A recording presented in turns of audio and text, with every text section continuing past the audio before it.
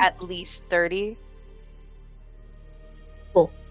Would I be able to tell an area with the least amount of howling? Um, it seems like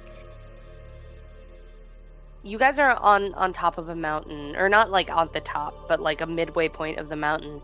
It feels like there's less howling up. It doesn't mean that there's none, but it feels like there's less up there, and like higher altitudes makes sense. Why would werewolves really be hanging out? It gets harder to breathe the higher you go, like Mount Everest type bullshit. But you could flee up, but the problem with fleeing up is there's nowhere to go eventually, and you could fight down and make your way back to the village, but there's more of a threat down there, probably intentionally. uh there's it would be more likely that there's more down there where it's warmer. And we could potentially draw the wolves to the village. So I don't want to risk Interesting. it. I hadn't considered that at all. Oh no. Yeah, we're in a very bad position. How are you gonna get out of this one, friends? Anybody want to join? I would allow you psychically immediately sharing this information with the party via Zendalore to cut corners. Definitely. So everyone knows this information if Azra shares it. Yeah, absolutely. I would share that.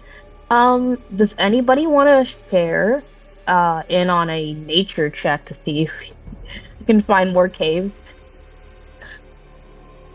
Oh, more caves to hide? Not really a nature guy. Do nature or survival? Not really a nature or survival guy. I do. Hold on. Maybe those puppies could help. They got good sniffers. Ooh. Yeah, but good sniffers in a blizzard. Better than yours. True, you know. Oh wait, I'm an elk. I have to use the elk stats. Oh god. Nope. You can keep what you have. Oh, okay. I'll let you keep That's that not 10. much better. Yeah. Can I attempt to help too? Can I roll nature? Yeah. I'll let anyone roll. Nature or survival. Anyone can roll on this one. Survival. I got a 17. 15 for me. Did you want to roll, Avery? I can roll for you if you're not in a position to.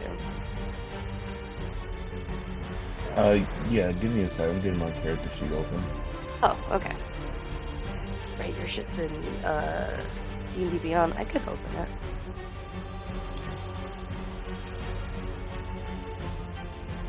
Hello, my kitty.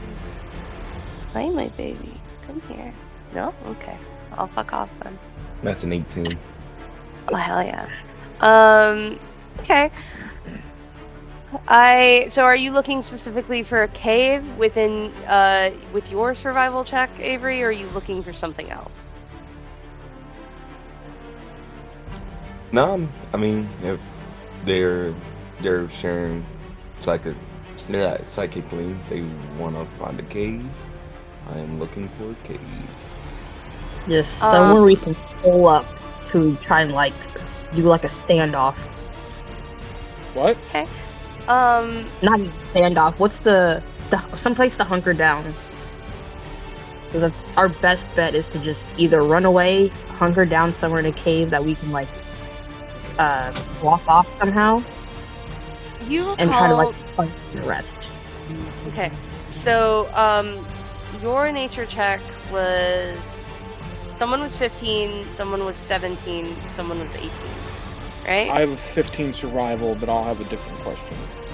Okay, what's your question? Do you want to take care of theirs first? Give me your question. Okay.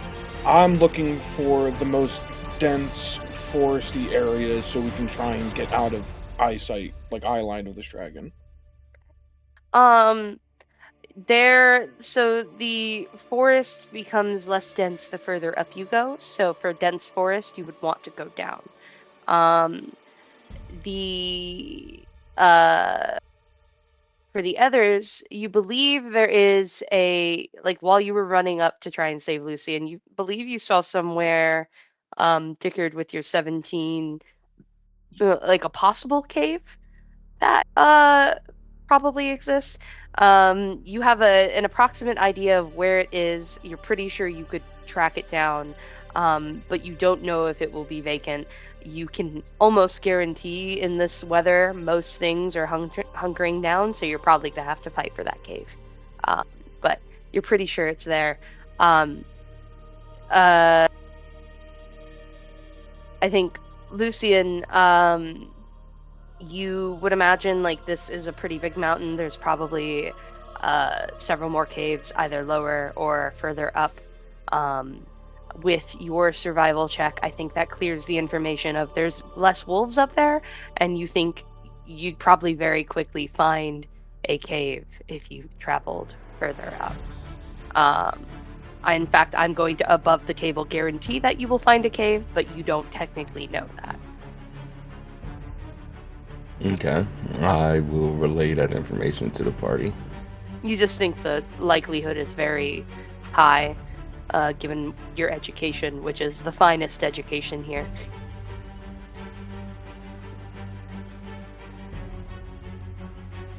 Got it.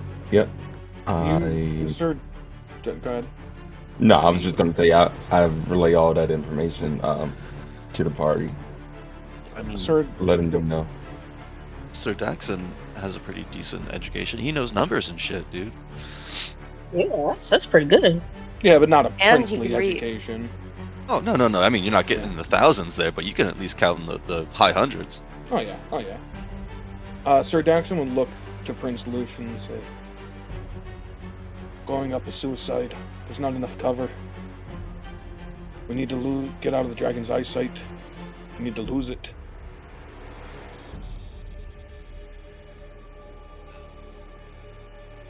Then what do you suggest?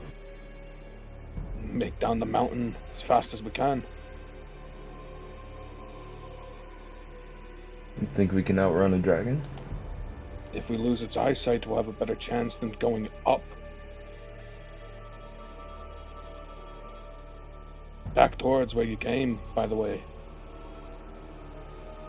If I'm correct.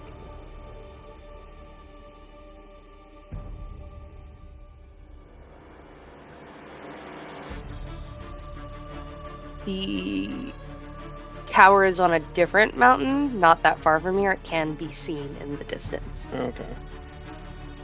But still, he'll still say it like we get less cover the farther we go up.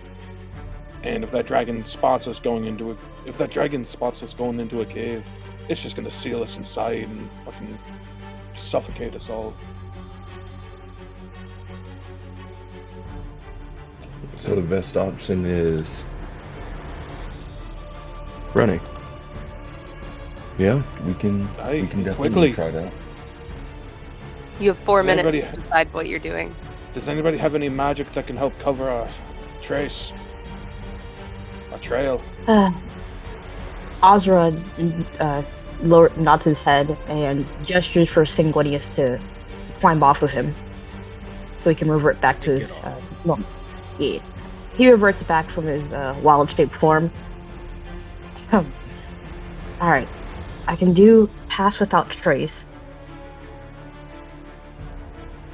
Okay, so as long as everybody stays close to me, and Ozra's like thinking to himself, trying to remember this Lano spell, 30 feet should be able to give us a better advantage to try and like sneak away.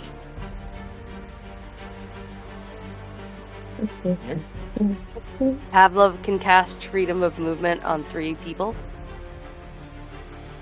Wait, it's not concentration. So he can essentially make you guys ignore difficult terrain for 3 of you.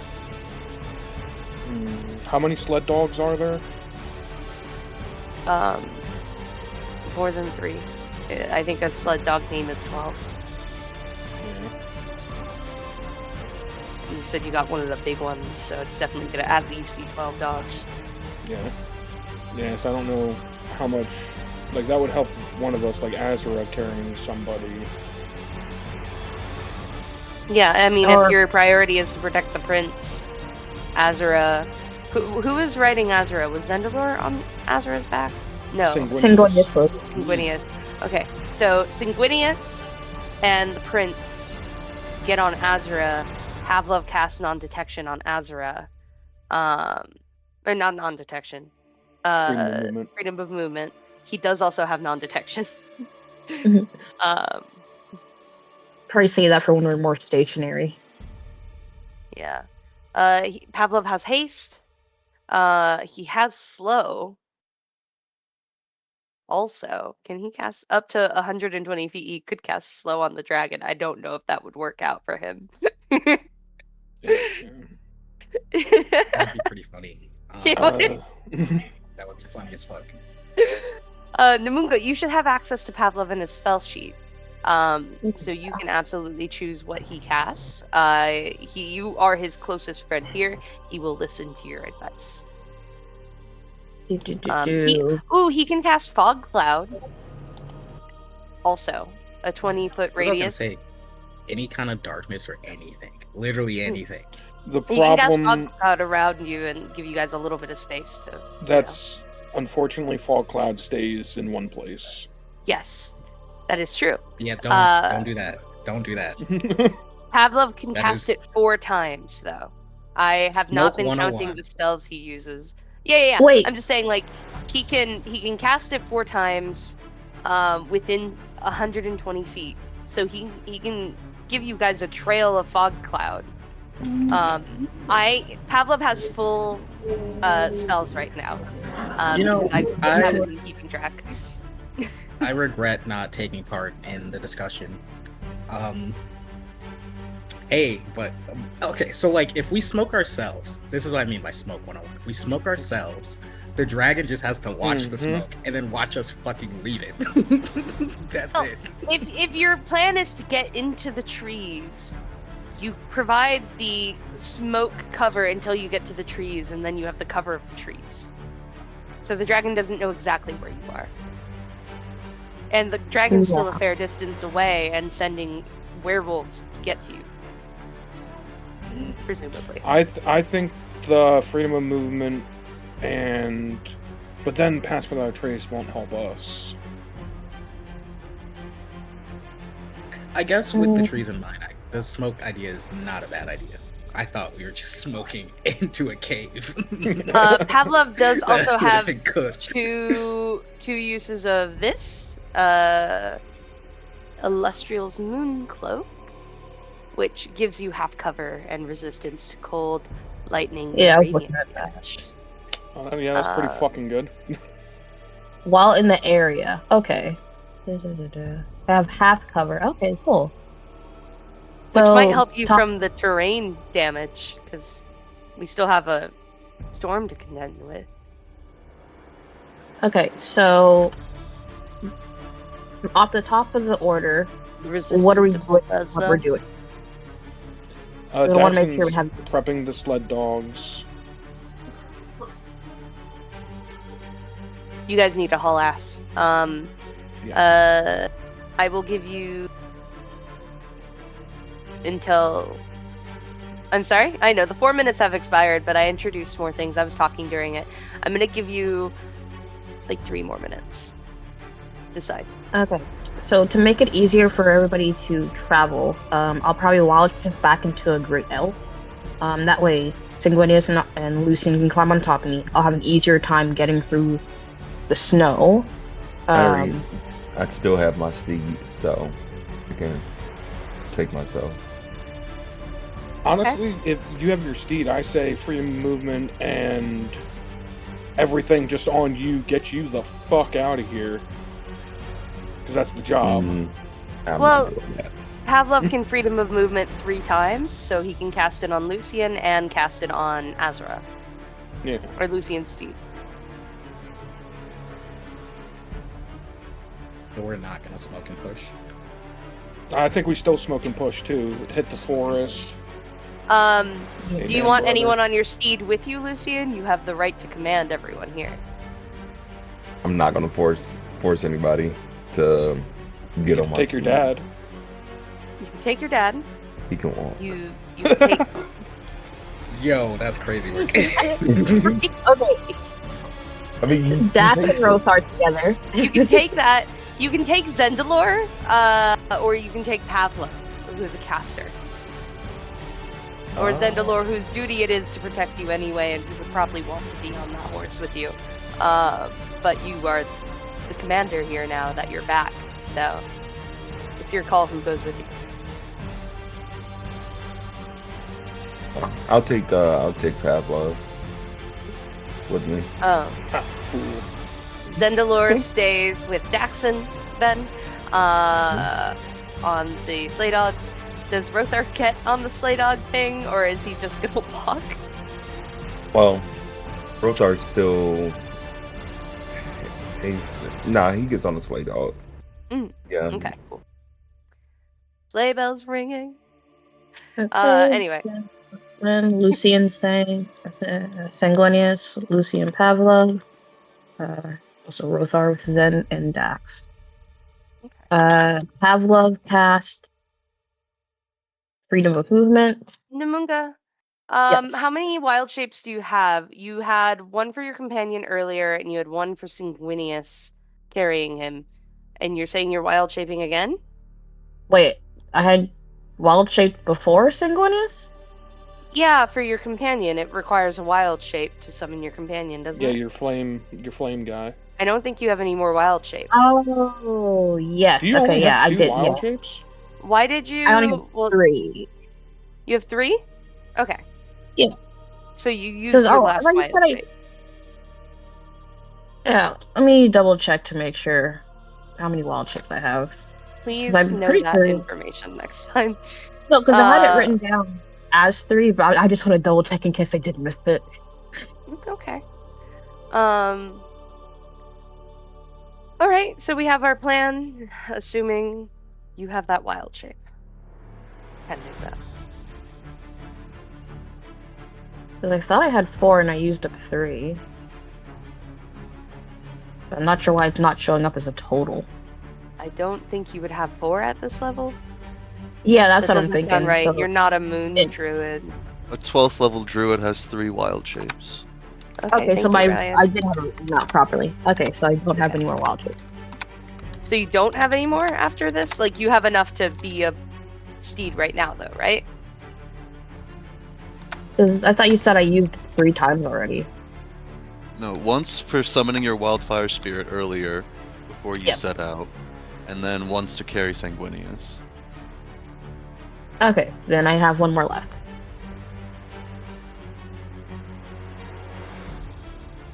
Okay, so I did have it written down the first time.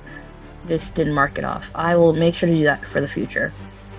So I'm not casting Path Without Trace. You absolutely can cast Pass Without Trace before you wild shape and concentrate on it.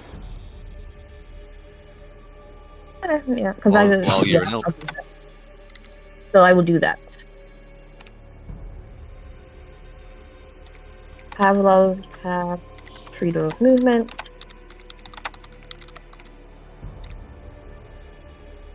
Ozra casts Pass Without Trace. I think Pavlov casts Freedom of Movement on Lucian Steed, on you, and I can't really cast it on the dogs. I mean, if would. Rothar's carrying him, you can cast it on Rothar. Oh, well, Rothar's not walking anymore, is he?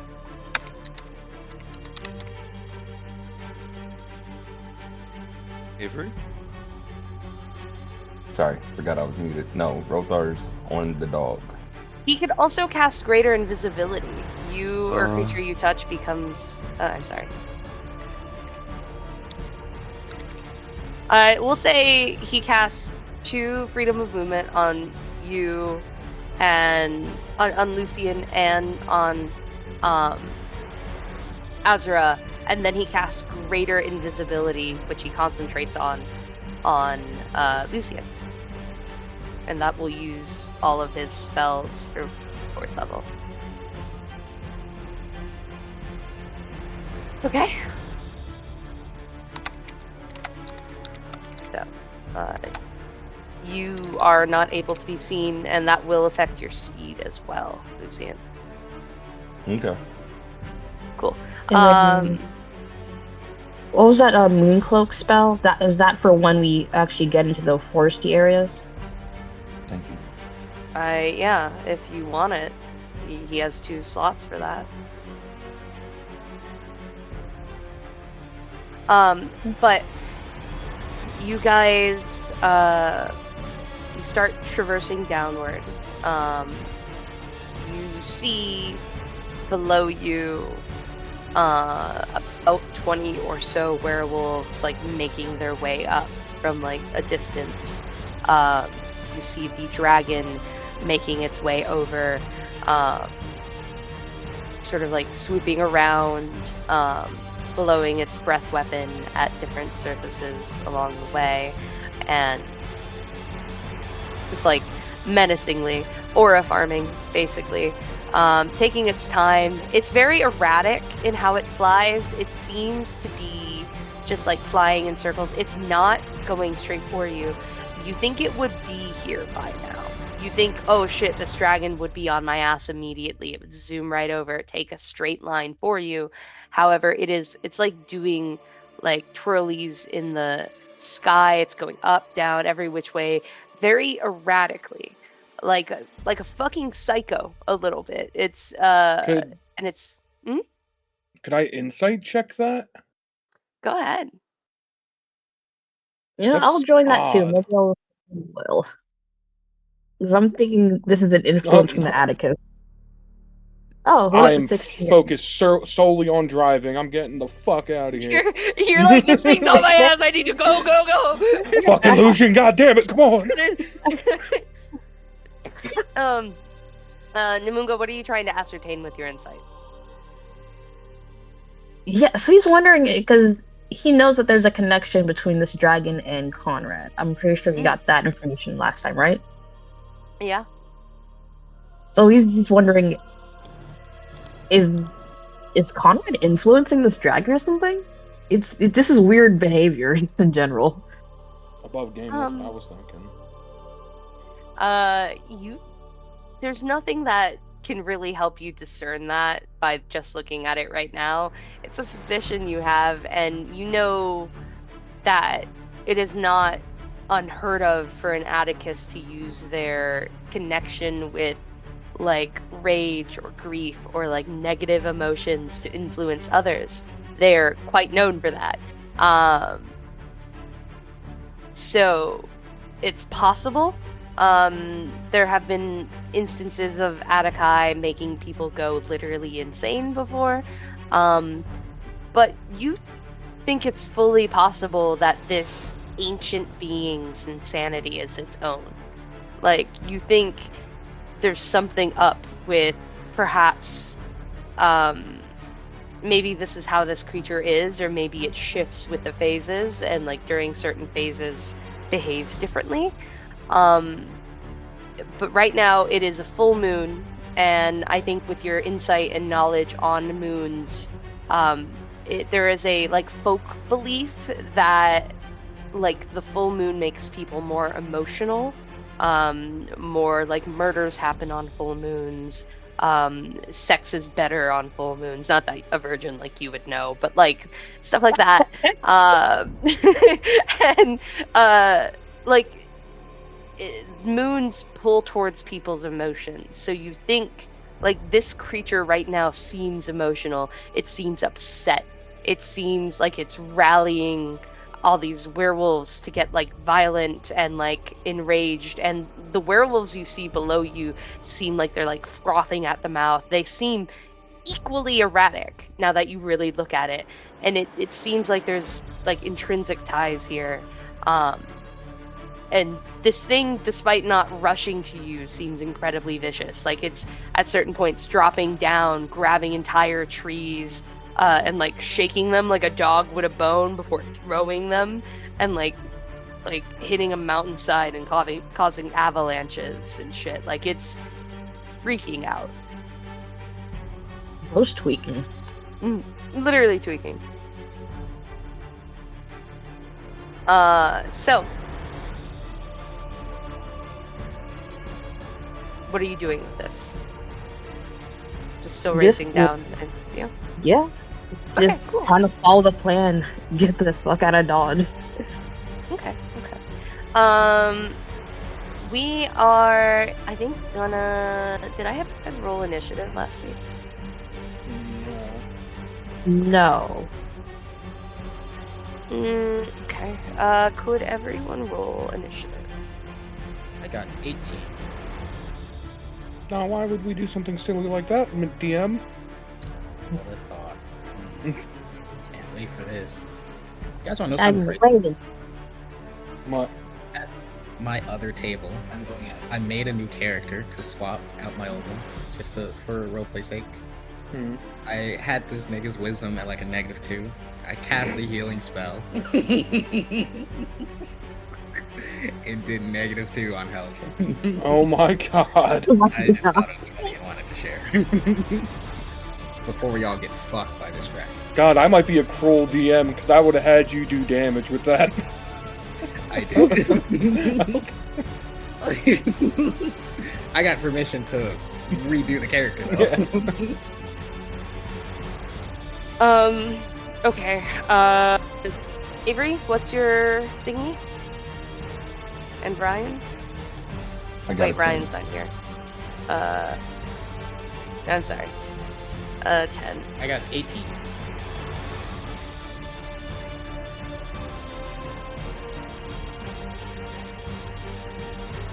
Okay.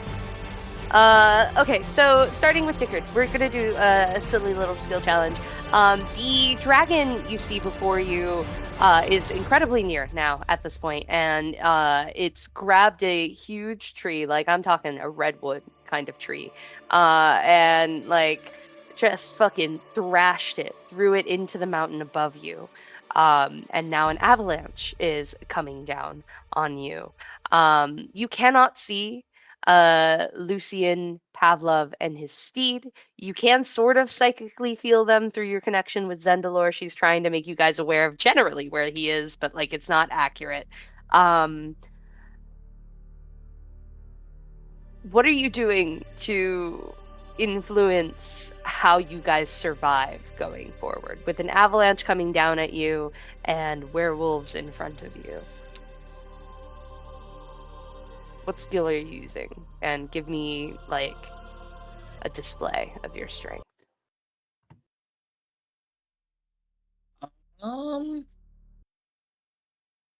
Lord help me. This is crazy. This I'm is where you assuming- action movie badass, my friend. I mean, I could do that and save myself, definitely. I think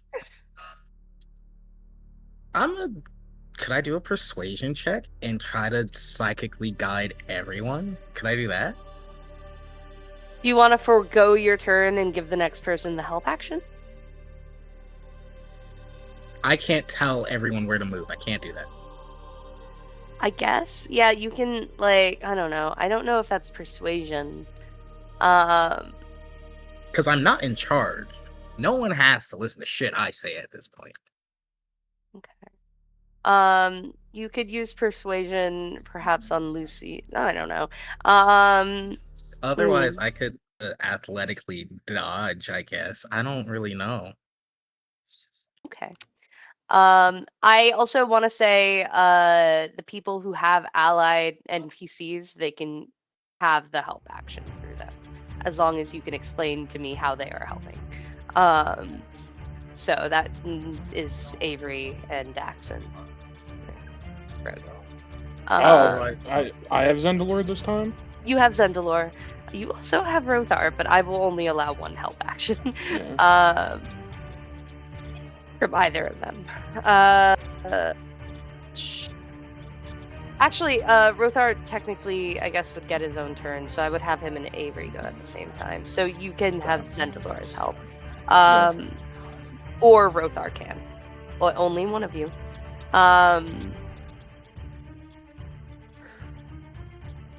Dickard, what are you doing? Persuasion? Yeah, I got a 25. Okay. Describe to me how you're making this work, because I'm not going to just give you this. You know, that's super valid.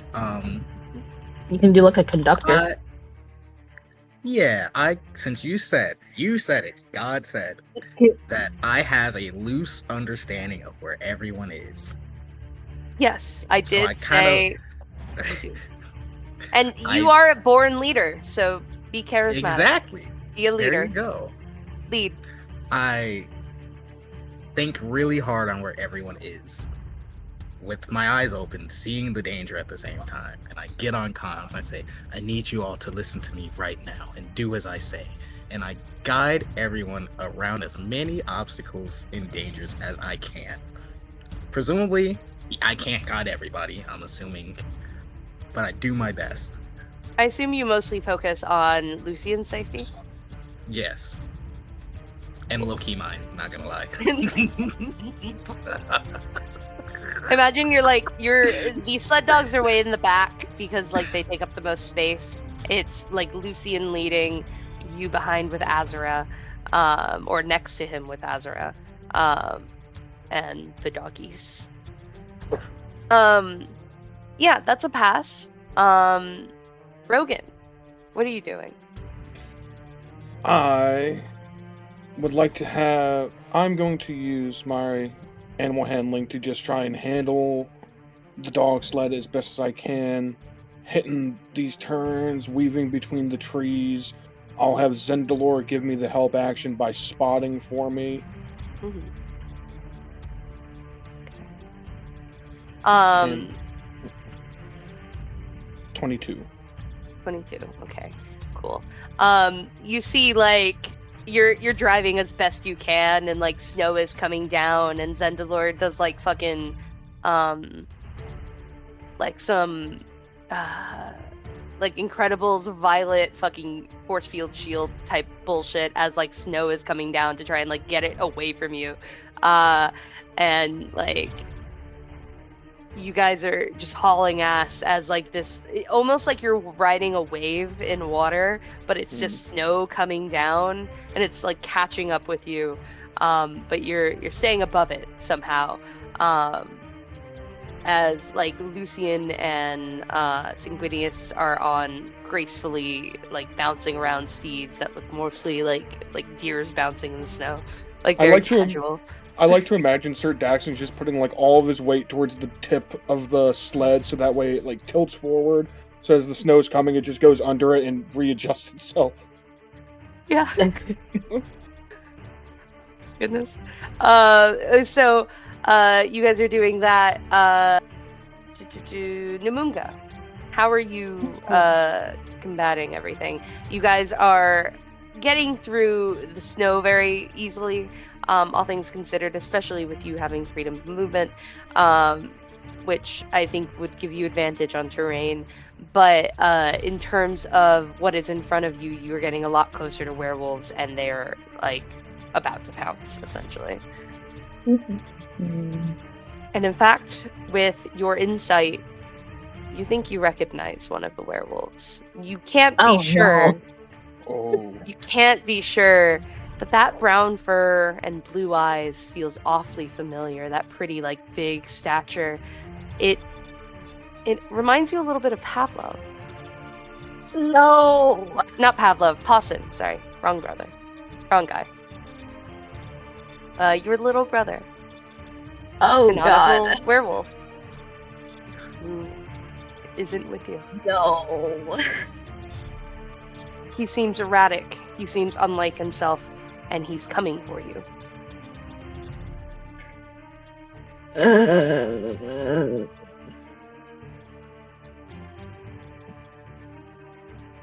I can't do anything for him right now. Hey, bro, we're running. We're not fighting. I know. Don't gotta worry about it. Just don't think about it. Can't help him if you're dead. Just throw it don't out. It's think about very, your brother. very fuck you, big werewolf just- though, and it's just on your don't. ass. It's the fastest one there, and it is just like hauling ass to get you. So, I am using what I know from childhood. He's Okay. been raised not just from Eloisa, but Vera on how to handle everything. So I'm going to use acrobatics, and I potentially have any sort of advantage because I know my brother's movements. I will grant advantage. But not because you know your brother's movements, because you have freedom of movement. And Oh, shit. acrobatics is like a you going through. Holy shit! I'm sorry, what does a nat 20 look like? Fucking. I'm not sure. Has anybody ever seen the Disney animated movie Fantasia, where the embodiment of nature is just gunning it past an onslaught of like violent destruction?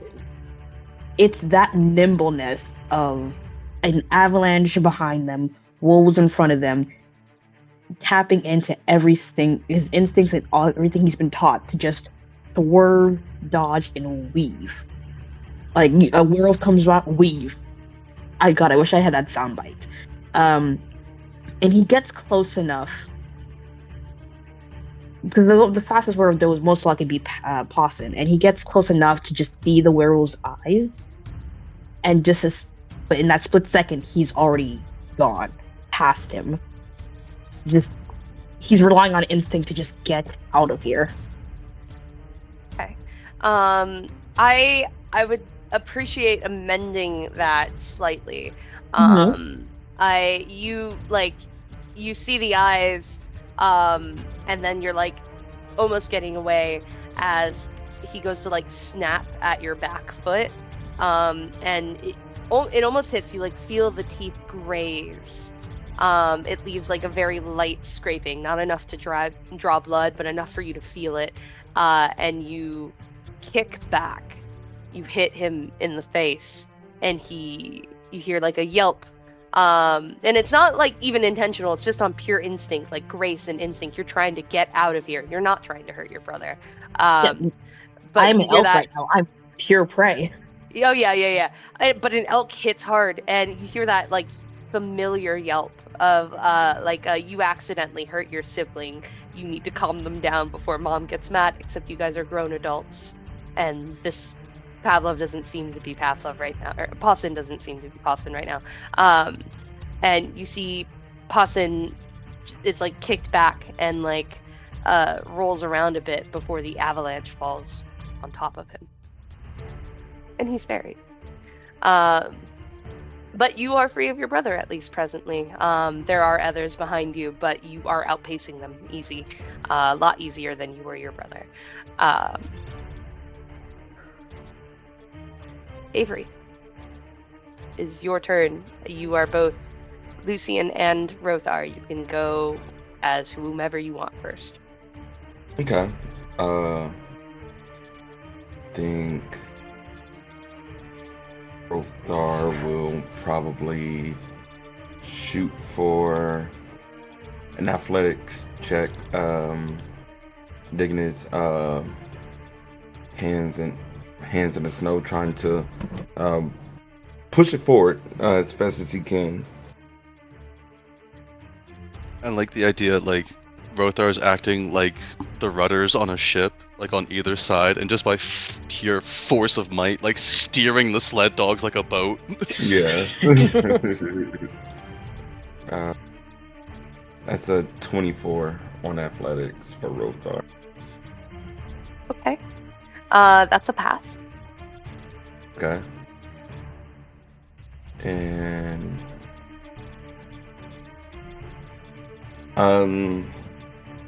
I guess Lucian, I would like to try a history check to see if I can tell anything about the terrain of the area. What areas we would be easier for us to move through, or what areas to avoid and whatnot. Okay. Yeah, give me history. Mhm. This is your land, so I'll grant advantage. Okay. That's 23. Okay, what are you looking for with that? Because that's a yes. Specifically. Just just more so paying attention to the terrain around, and watching for dips and stuff like that, anything that could possibly slow our movement, and trying to get out of here and relaying that to the party psychically. You actually, ahead of you, spot a sinkhole that you probably would have hit and fallen into. It is fairly large. It would have been large enough to, if the dogs went over it, take the whole thing. So it is on one side of the path that you're on, and you can spot it, share it with the others, and very narrowly avoid it, because Daxon is hauling ass down this fucking thing, and he's got a wide load. But you give him just enough of a heads up on it. You're a lot more nimble, so is Namunga, but that would have been bad. And you actually can see in the distance the cave that you guys were hoping to find down here, the one that Sanguinius swore he saw. Okay. Excellent. It seems to be fairly hidden under snowy branches, but there's darkness behind it, and you're I'm pretty sure that's a cave. Do you attempt to get the whole sled into the cave with you? I thought the plan wasn't to get to a cave. It was to get into the trees?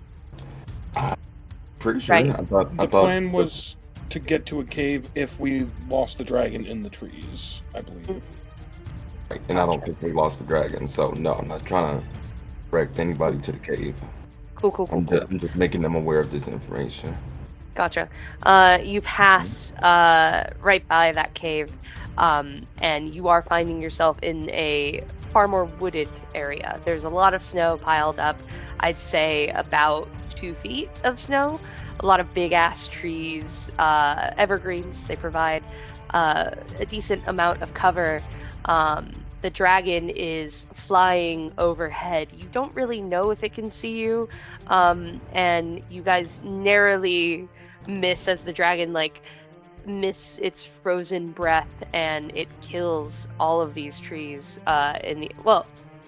it kills all these trees right next to you. It's 5 feet away from you. You can feel the frigid cold of the darkness of space, but it just misses you, meaning you're pretty sure it can't see you.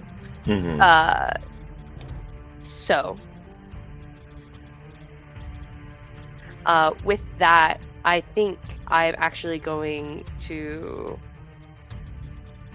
transition. Honey, do you think it is a good point to transition to backpedaling to? Yeah, we could take a brief break. I have to feed cats. Do we want 10, 15? Yeah, sure. 10 or 15? I'm fine with either. I just go smoke my cigarette and I'm back before 10 every time. Is 10 good for everyone? Yeah. Okay. Yes, 10 then. I go grab snacks. See you at 7:12.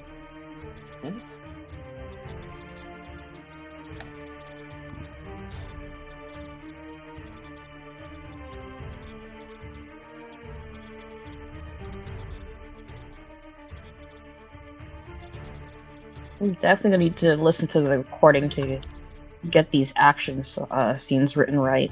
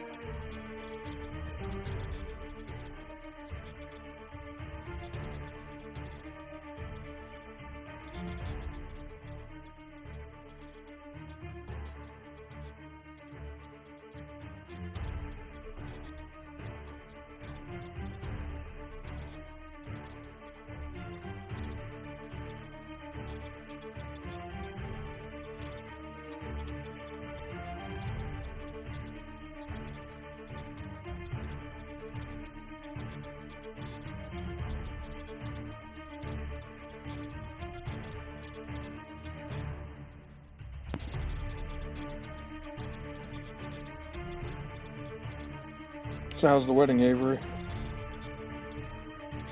You're muted. Been doing that all night. Yeah, no, the wedding was actually really good. Really enjoyable. Give my a good friends, speech. I did give a good speech. No, made them cry. So Oh, there you go. That's what counts at the end, ain't it? Yeah. Shit.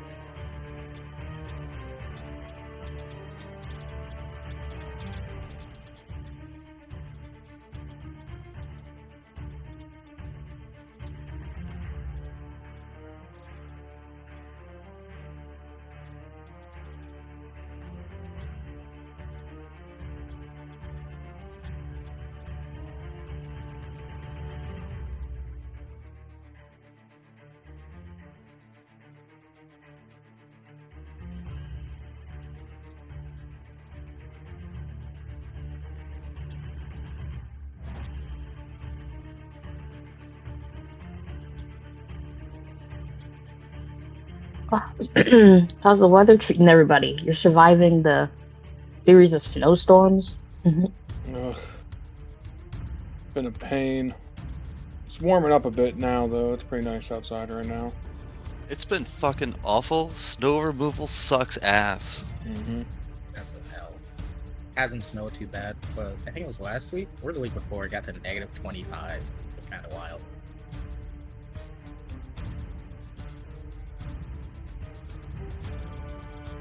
Yeah. As someone born and raised in PA, so, you know, northern states, that's still fucking wild.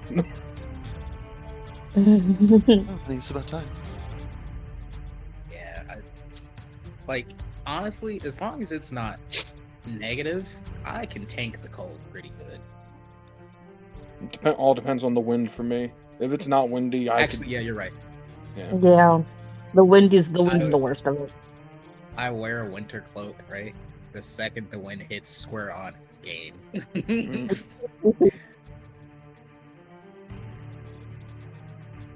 It's just, my main issue is how flip floppy Georgia is. I know we're like a coastal state, but it's still annoying as shit when it happens. But it's also I feel like it's the people that are worse than the weather sometimes. They just go into a panic. My friends, no more weather talk. It is time. God, shut up! I'm an atheist. Anyways, I'll kill you. I'll kill you. Wild. I'll kill you. Not only are we doing the worst small talk topic ever. That's you want how that you know to cut we're all into getting old D&D? as shit, yeah. Can we not? Thank you. I don't want to talk about the weather. LMAO. How's the weather? Are we not friends? Are we just are we work? Like what's going on? Anyway. Let's stop being boring. I believe it's your turn to take the floor, Raya.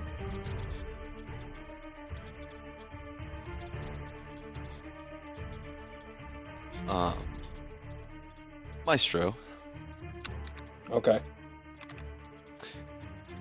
could you cue for me either some lovely jazz or perhaps some bassy house music? I had prepared something fanciful. This is also appropriate. Okay. I hope you enjoy. I gave him a slight heads up. That's all right. Because he asked.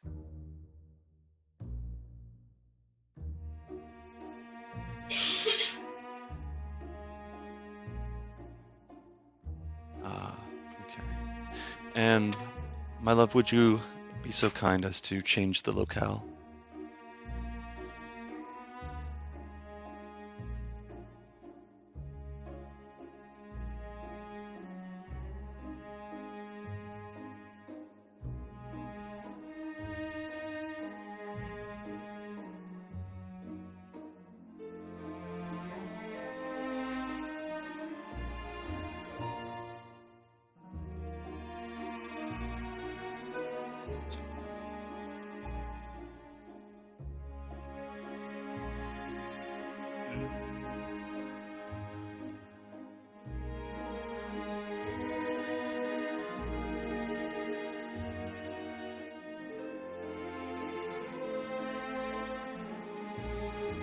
All right. And I will need a volunteer to play opposite. I will need an elegant drow, the representation of which is of little concern, so long as an air of elegance could be provided.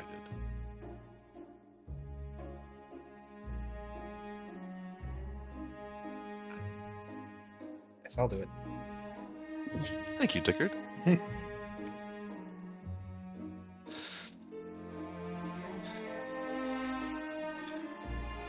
We roll back the clock and cast our vision underground to an underdark port where waters who've never seen the surface's light lap gently against shores lit with iridescent fairy fire lights. Gleams of purple, blue, and soft magenta illuminate this underdark port.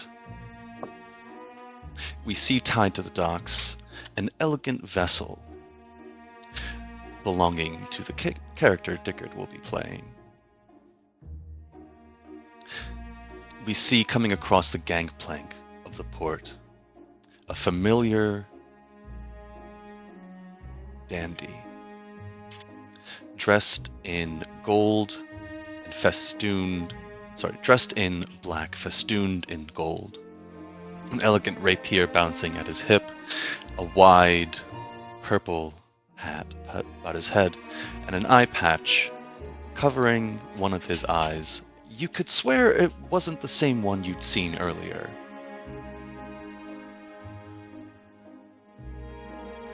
Coming aboard this vessel, we see Jarlaxle. As he comes aboard the deck, he swishes his cloak and turns a crisp salute towards the forecastle. Sorry, the captain's quarters. Permission to come aboard?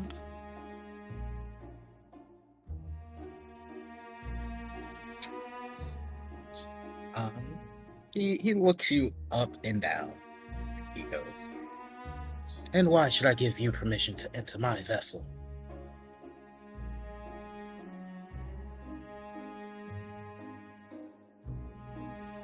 Sigurd, to whom does Jarlaxle have the pleasure of addressing?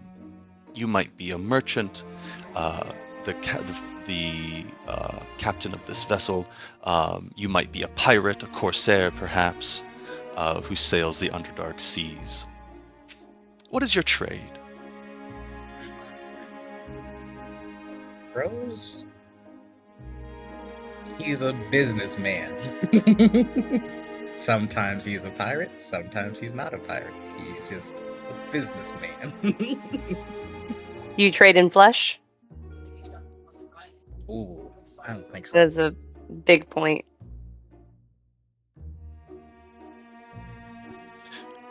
Come now, Chazar.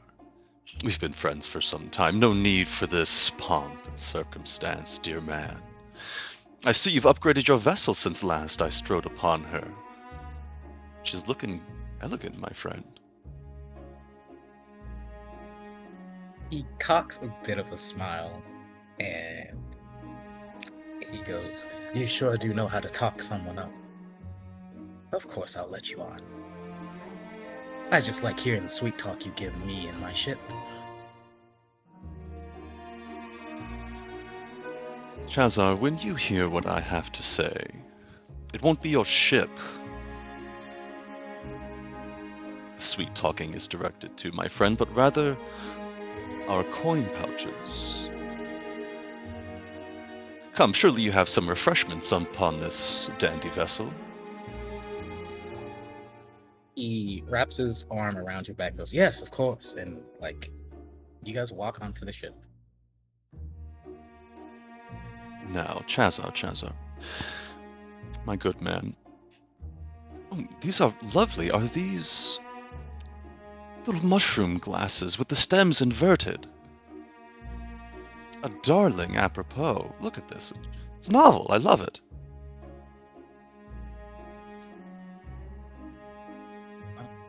What kind of drink would he have here?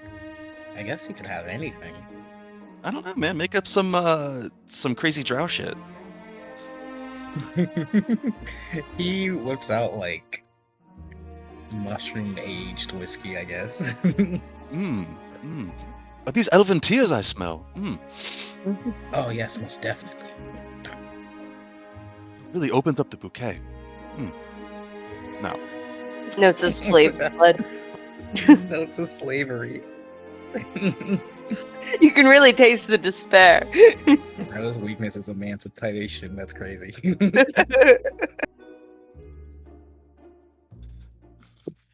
Now, I was hoping to perhaps utilize your aquatic services.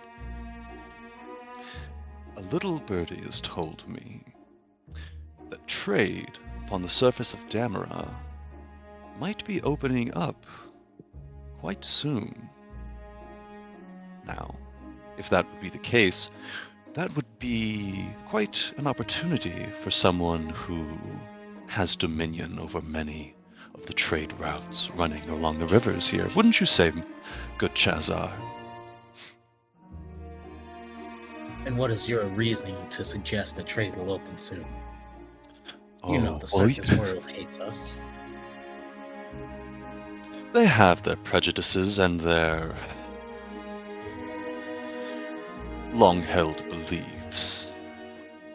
But I've heard stories. I don't know if you've heard these delicious little rumors about one of our kind on the surface. He's said to be, well, some kind of hero. One of us a hero. I know, a novel, delicious little rumor. But this Driz, I believe his name is, seems to be some exile of Menzoberranzan, and seems to be making a name for himself and trying to prove that not all drow are such fetid types as they seem to cast us.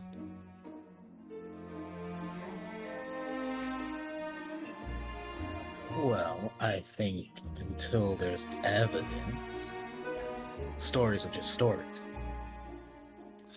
Oh, well, of course. But every story holds a kernel of truth, friend. You know this. And these fancy little stories, well, we know they have power, don't they? Not over the intellectuals such as you or I, but the common folk love a good tale by the hearthside. Something to idle away the hours and let them dream of things bigger, grander than themselves. Meanwhile, you and I, cutthroats and businessmen as we are.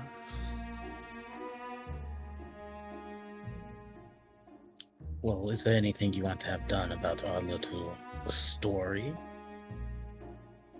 Well, if these little birdies are to be believed, and I have it on good authority that they are, well, I should think that a gentleman such as yourself might be in a good position to make a small sum of gold here and there.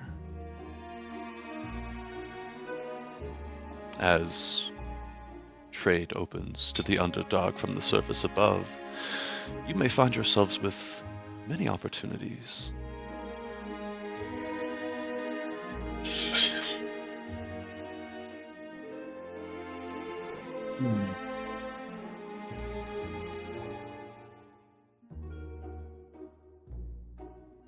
Well, let me speak to my associates, and we'll see what we think of.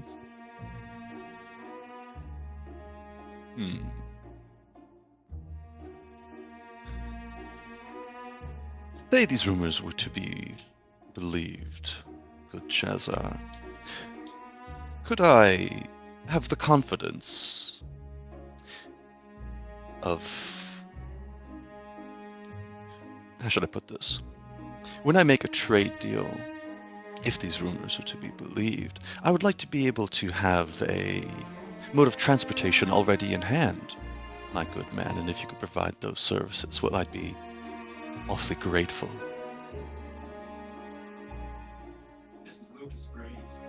Well then, yes.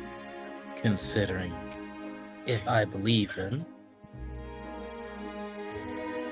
But of course, Any kind of evidence other than just a drow on the surface would suffice. oh, but of course. Now, I've myself walked the Dameron lands once or twice. A fair little bit of country.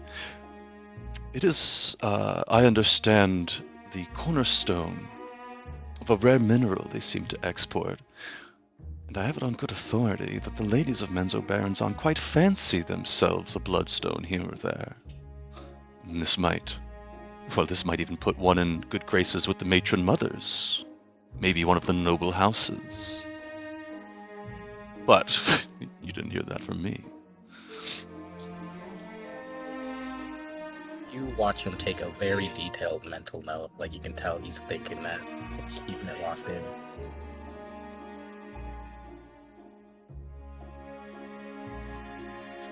Well, a whisper is not nearly as good as a dagger in the hand, friend, so I will report back to you when I have something a little more tangible to put in your pocket.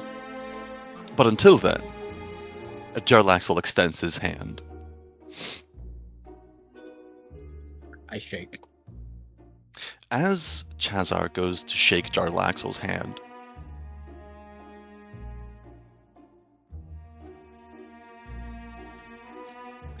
Jarlaxle is rocked across the cabin. As if he has received an uppercut from a giant. We take the camera and we split the scene to include both Jarlaxle and the image of Lucian in Conrad's tower. And as Lucian is rocked by Conrad's fist, we see Jarlaxle flying across the room as well. In the camera, we can see as both of them fly back dramatically from the hit, that upon Lucian's finger, a ring with a gem and band to match one that lies on Jarlaxle's hand. Avery.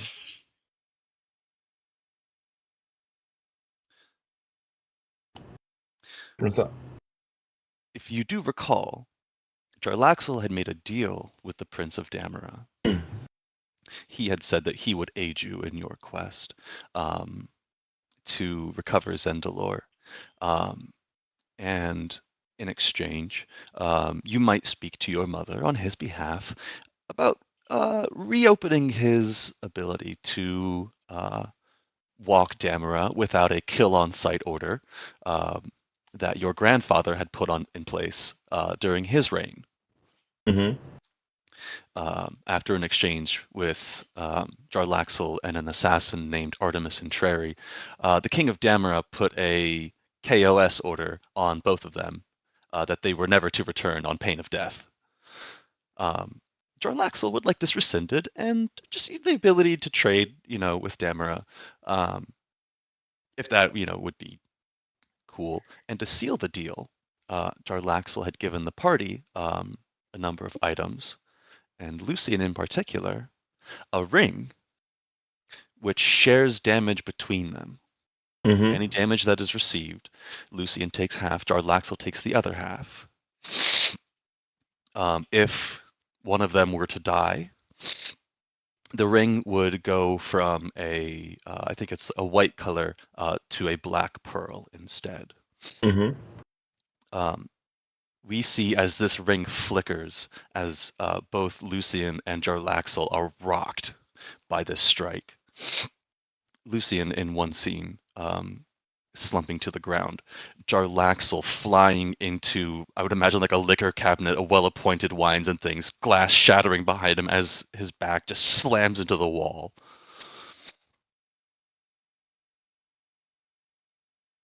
How does the drow standing opposite him react?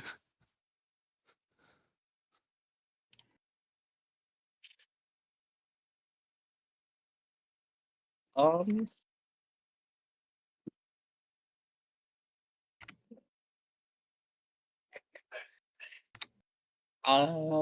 don't really know. Fuck. I step back. I take a step back. And I look at him and I go, I know the alcohol is. Oh. My sincere apologies for your liquor cabinet friend. It seems I will have a bill to pay at the end of our visit.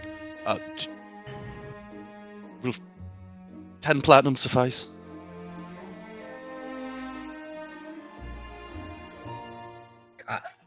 Shit. That's a lot of money.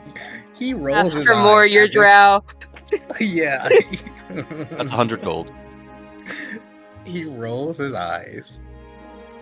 And he looks at you and goes, only because I like you.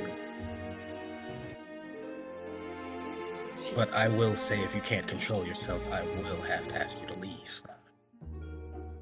Jarlaxle stands and straightens his coat. Well, it does seem I have to check on another of my business arrangements. Do excuse me. We see Jarlaxle do his best to retain some dignity as he pulls himself out of a pile of glass and wood. And you can hear one of his legs slightly scraping the glass as he walks out. That's shitty. That sounds terrible.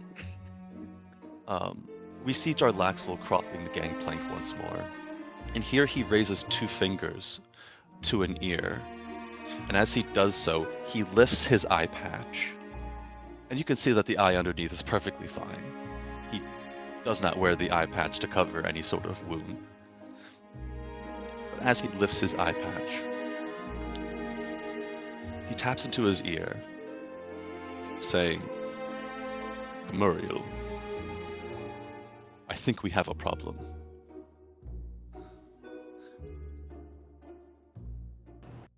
You always have a problem. Could you just do me the slightest favor? Could you cast your mind to our associate in Damara? Just check in just to see how things are going there. I think I might take some time to see if I might see what some of the boys are doing. I do not detect consciousness. I believe he is asleep.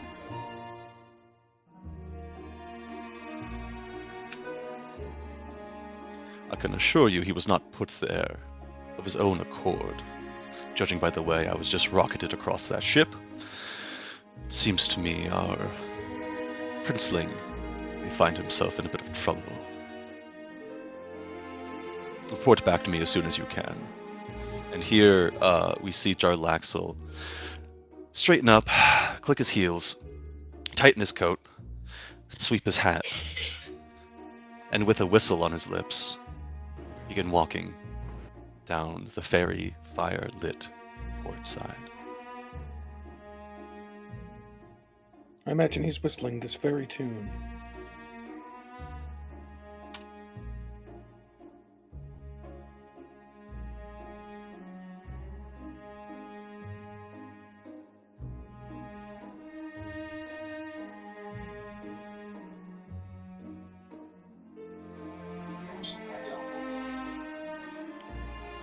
Waiting for me.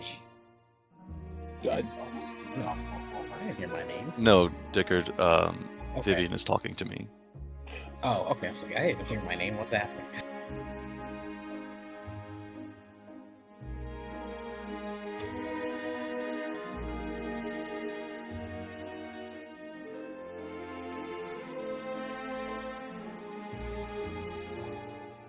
Thank you for your patience, everybody. I think you guys finally getting under the trees, finding cover. You find yourselves battling off werewolves, except for Lucian, who manages to like prance about and not really get caught because he's literally invisible.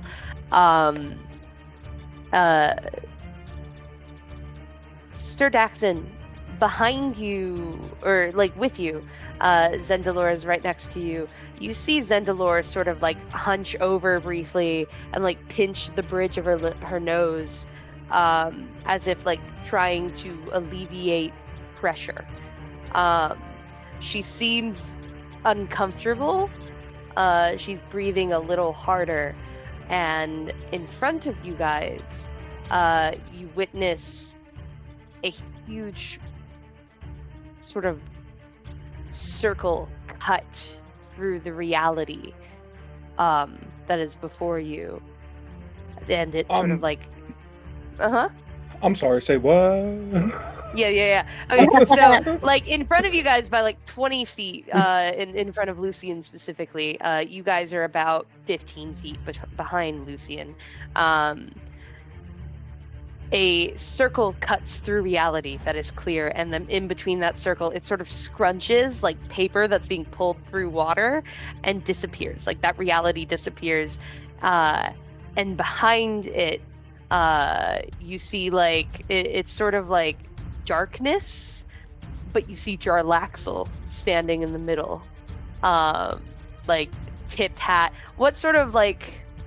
What does he look like? What pose is he striking? He would have prepared for this. So, from the portal come the aforementioned boys Jarlaxle was talking about.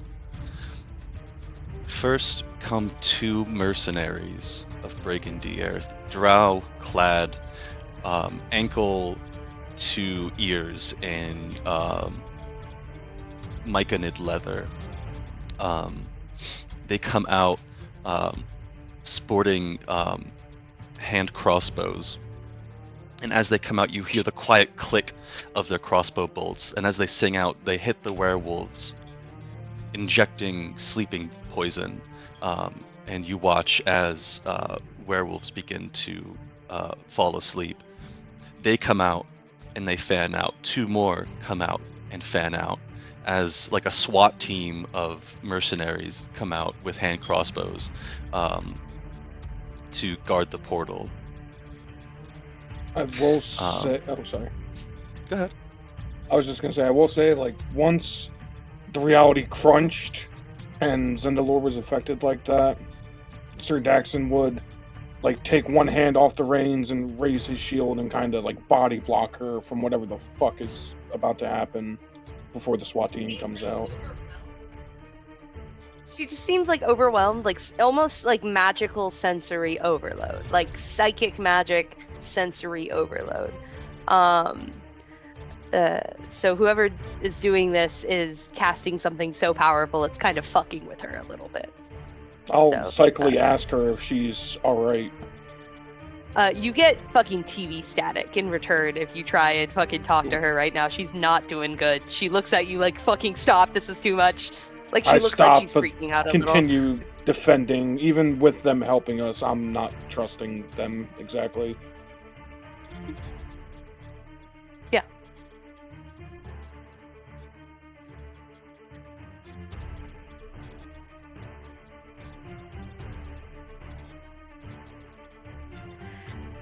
After a second, you seem to like try and talk to Zendalore. You got that like TV static back, and then the psychic link suddenly feels different. It doesn't feel like Zendalore anymore. It feels unfamiliar. It feels colder somehow. So, as another psychic person, would I understand that someone from outside of our group has put themselves in the link? Let me Okay, continue sorry. narrating. You're ahead of me. It feels like Zendalore was there and suddenly she's kind of not. As Zendalore suddenly stops tripping balls. She like straightens up, shoulders tall, head held high, very graceful, looking around, and then looks at you in a voice that is so cold and monotone and doesn't feel like her, but is her voice. Says both this aloud to you and also through the psychic link to everyone else. Go through the portal. Quickly.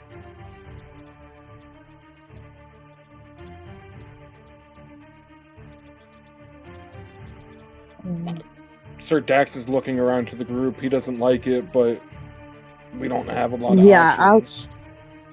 Ozra's gonna try to convey, like, as actually, I would say as soon as Ozra saw Julaxel, he started veering into that direction, like unspokenly going towards him.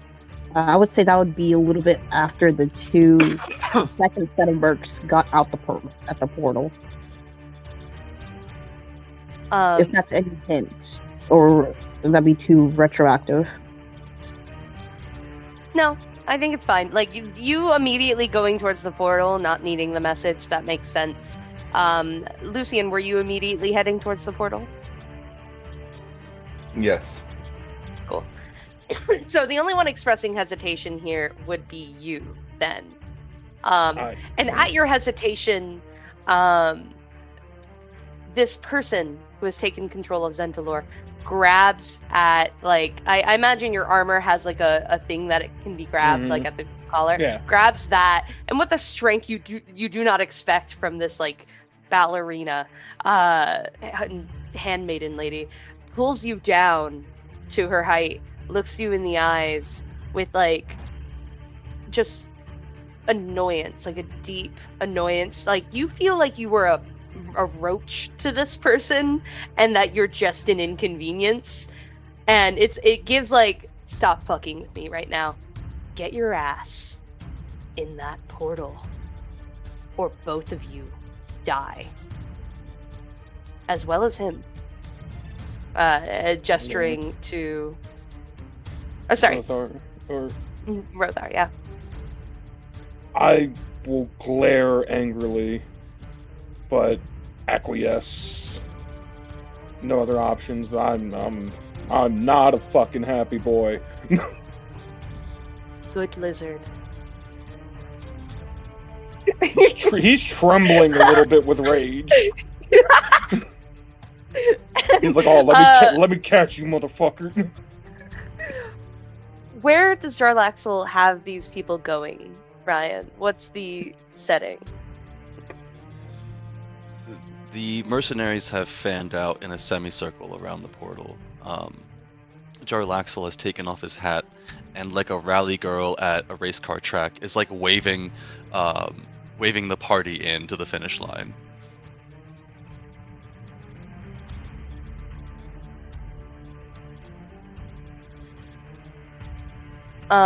So you guys stroll in. First, Lucian races in, dragging Snow inside the portal with him. Would you say they would go to the nearby village, or does Jarlaxle have a hideout somewhere? This would be a safe house of some kind, I would imagine. Where, though? In the Underdark or above ground? In the Underdark. Cool.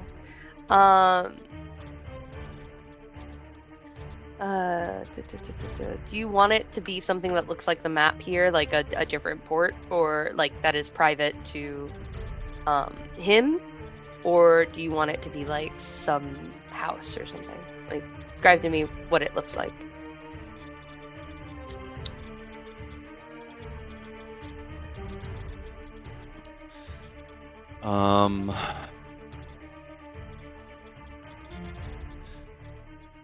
I'd imagine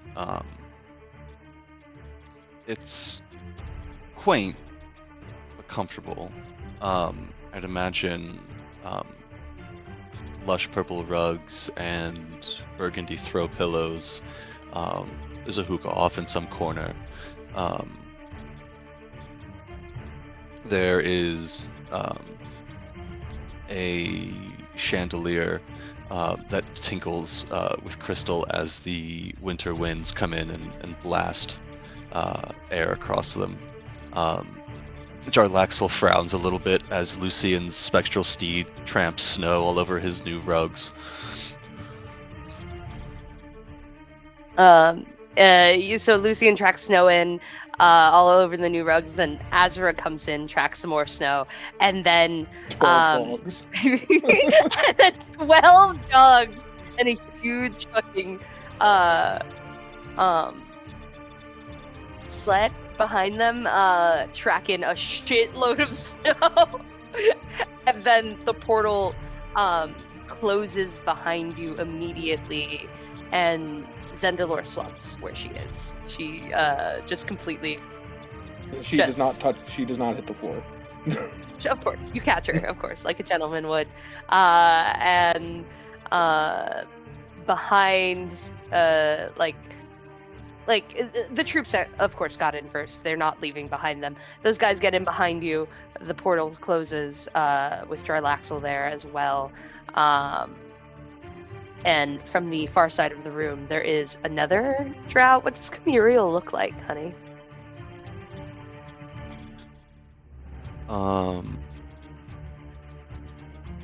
Camuriel, I think,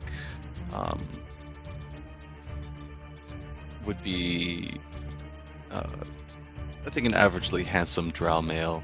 My headcanon is that he wears like a mage's robes with this hood up, very typically, I would assume.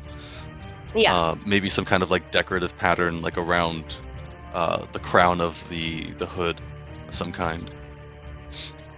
I imagine he would look something like this fan art that I'm putting in the table chat. underneath the hood. Sure. Yeah. So like typical long white hair, average height. Male drowser tend to be smaller than their female counterparts. So actually, Camuriel would be shorter than Zendalor, who is 6'4".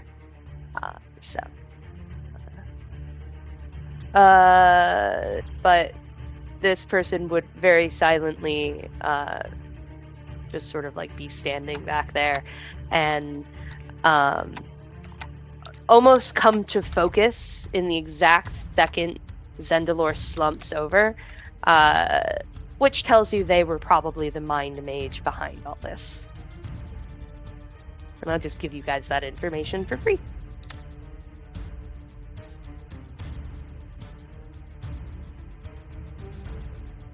Lucian, what are you doing here? You've just been rescued. I'm calling on you because you're the prince. You're technically leading. And if you would like to change the music, DJ, to something more chill, you can. Chill, gotcha. I mean, okay. You take your time, Avery.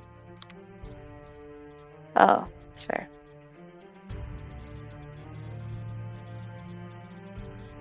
Of course he can't hear me the one time I'm being considerate.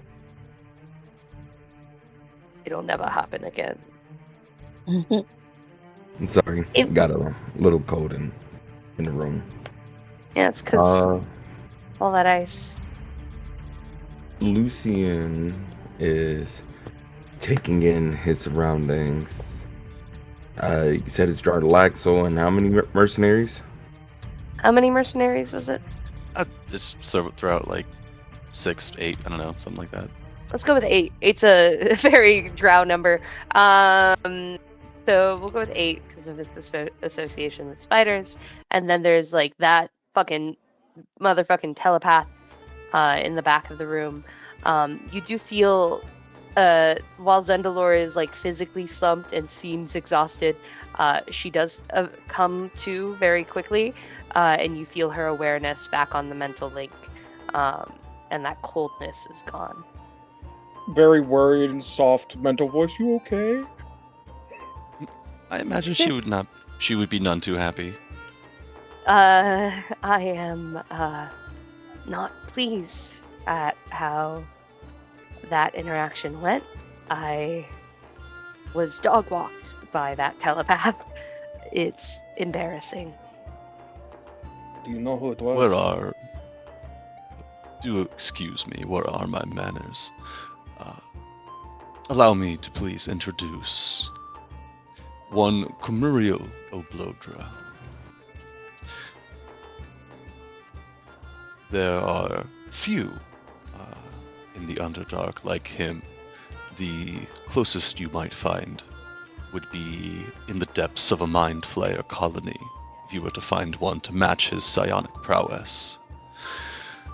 I do apologize for the abrupt nature of our visitation, but I believed perhaps it might be to your advantage, good prince.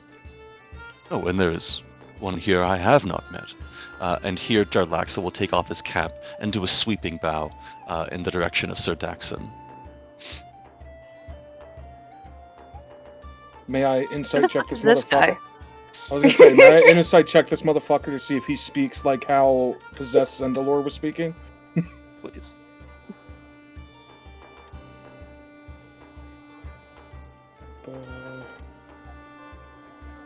Come on, baby. 15. Probably not gonna get it.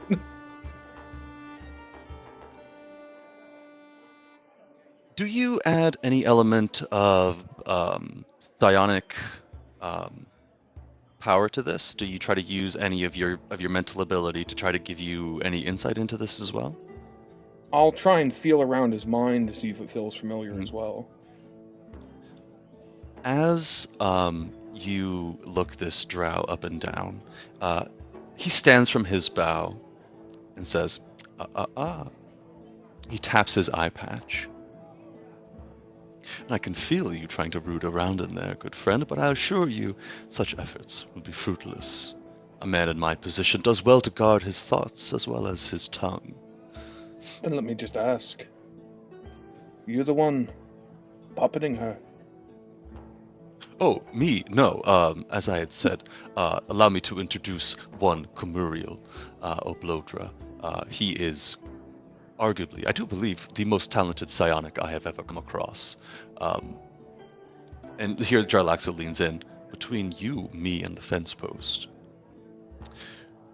his clan of people were such a threat to the power structure back where we come from. All of them were wiped out. It is my understanding that this fellow will be the last of his kind.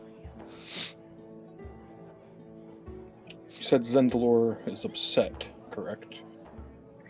She's not pleased that she got puppeted by a stronger psionic. She said the psionic dog walked her. As in, like, I was no match. Like, he gives you he'll give Zendalor a look like you.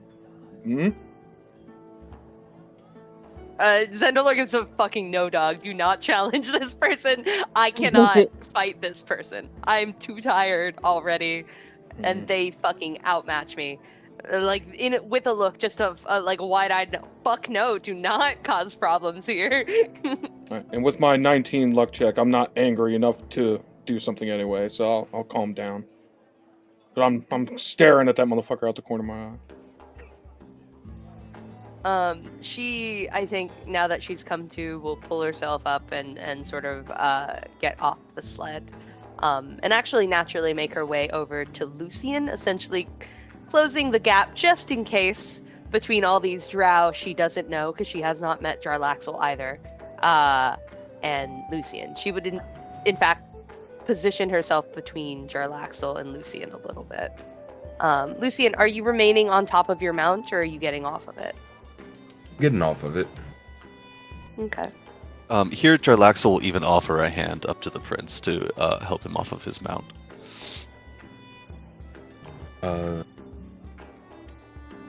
Lucian will take his hand.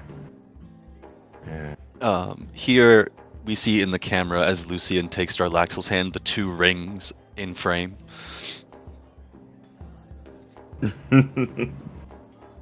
Oh, congratulations. I didn't realize you were married. Lucian, what's going on?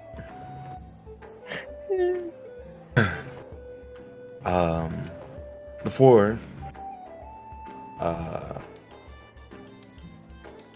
we met with Jarlaxle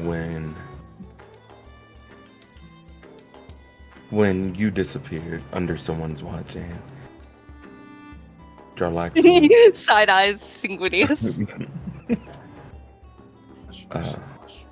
Devastating work. I look at the floor. Jarlaxle agreed to assist us in finding you, and in doing so, we made a deal to have talks, opening trade from him to Damara. Now, good prince, you wouldn't be forgetting your manners to introduce me to your breathtaking handmaiden. Of course.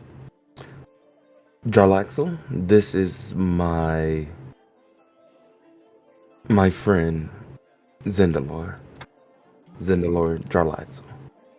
A darker shade of purple reaches her her cheeks, as she is called breathtaking, and she seems to almost do a double take. It doesn't quite soften her, but it catches her off guard for sure.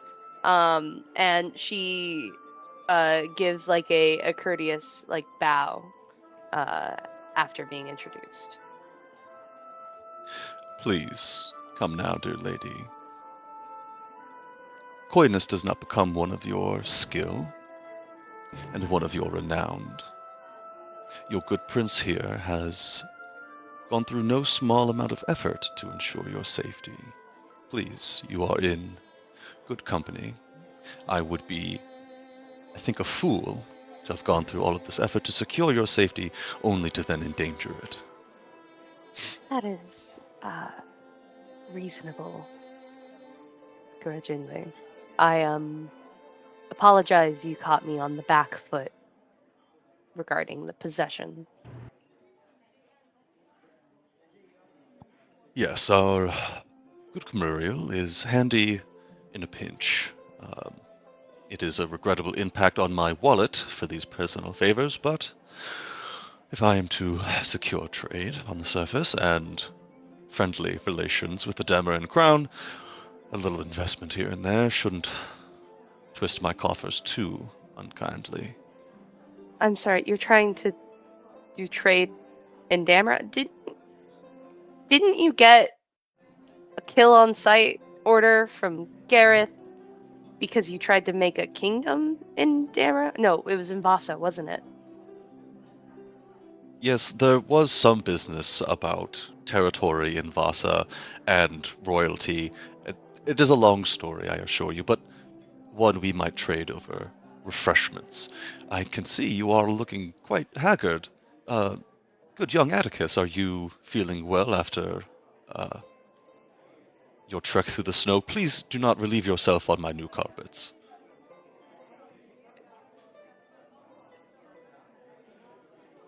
Munga? Azura? Oh, sorry. Oh, right. He's still an elk.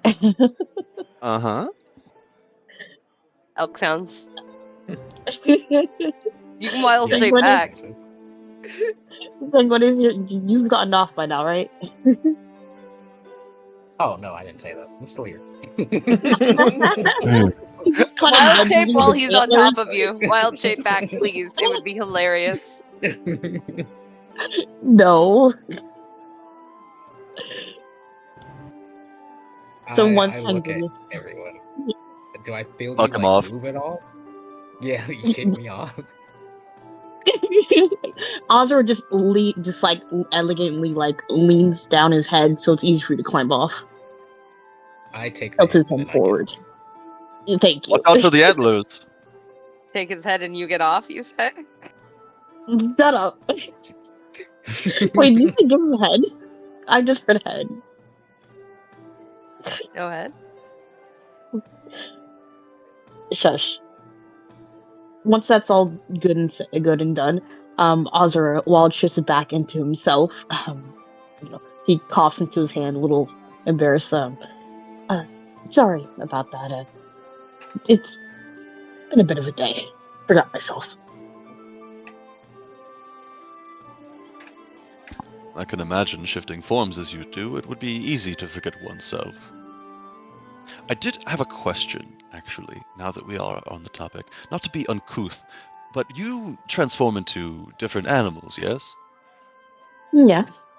Of course. And some of them are carnivorous, perhaps? Yes. Now, in these animal shapes, you inflict damage upon your foes with these traits, yes? I have yet to do that. I've mainly purely defense. Never really been one with my fangs, mainly claws. I was just curious with druids, what happens when you wild shape back after you've consumed some of your enemies? Does that what happens there? I've heard some really strange stories about that from my teacher. Depending on how quickly or how soon, how recently you ate somebody or an animal, it could have some adverse effects on your stomach. But for the most part, it's really the mentality you have to get over. Pavlov jumps in. What happens if you roll someone while you're like a giant animal and then you shift back? Does that hurt you? Do you have a whole explode? person in there? If you consume, if you're big enough to eat a whole person, are they still in there when you, or does that? as long as I can only stay in beast form at most an hour. So as long as the whole digestion thing follows through before that time limit, I feel like we should be fine. I feel like unless you have a particular creature that is known for digesting things fast, Christ. I don't think it would be bored completely and digested in 1 hour. Digestion, I believe, takes a little longer than an hour. At least two. What's going on? At least. Life Definitely finds a way. Just be Yeah, careful as long if as I you can roll avoid someone, prion Ezra. disease, that's fine. I don't want you to explode when you unwild shape back. I don't know what it's called. Well, I don't plan on warring anybody anytime soon. I would like Well, to you try never to plan on war. It just sort of happens. I think it's called human shape when you go back. Yes. Well, he's not human. He's a half elf. Oh, apologies. On the topic of life and its finding a way, we do seem to find ourselves flush with life here in our quiet little abode. And here Jarlaxle will gesture to the team of dogs that are just like happily sitting and panting in the corner. Oh yeah, Daxon's giving them all pets. Good boy. I believe at this point a very familiar puppy would come out barking. Oh, I'm sorry, never mind. You're ahead of me. Here Jarlaxle, looking to the dogs, will look over to Sanguinius. Good Lord Darth, I do believe a reunion is in order. I've done my best to exercise your hound to your specifications. You should be fit and ready. And here Jarlaxle will give a whistle, and your dog will come around the corner. For a point of inspiration, what is your dog's name? Ooh. Do you not Hold on. remember? Hold on. It's been so long. Hold on. It's your dog. Hey, Avery, what's your bird's name? I You have don't a- know? This nigga, bro. I have a That's guess on what the insane. dog's name might be, just based off I've the told you Warhammer so 40K many damage times. dimension. It's Harper. I was I going would've to say went- Harry. For a point of inspiration, I know it's not Ascalon. I know that ain't it. Calidor. Can I get a hint? Would you like to buy a what vowel? chapter is it from? It's a Blood Angel thing. There's just so many of them, I can't remember all of them.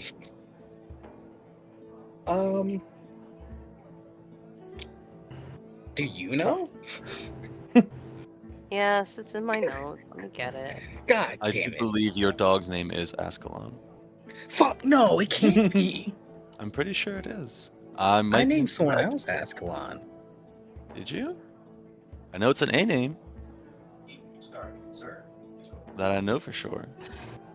Did I Damn, put it? I guess maybe it is Ascalon. I'm gonna have to look and find out. But yeah, okay. So I was wrong and right at the same time. Love that. All right. Well, I pet my doggo. Oh, good boy. Also, I was getting in on the path for the sled dogs too. By the way, everybody gets pants. My notes suck. I don't actually have it. I thought I did. Let's see. Okay. I know I wrote it Not down just somewhere. I someone just don't know wrote where notes. I I can fucking make put sure. it, and it's not worth it right now. Wait.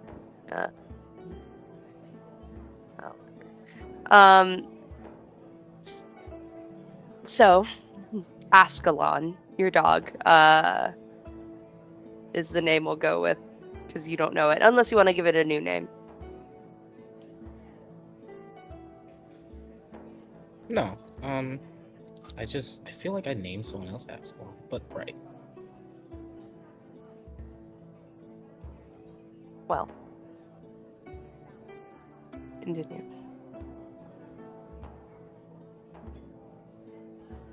Yeah, so Ascalon comes out and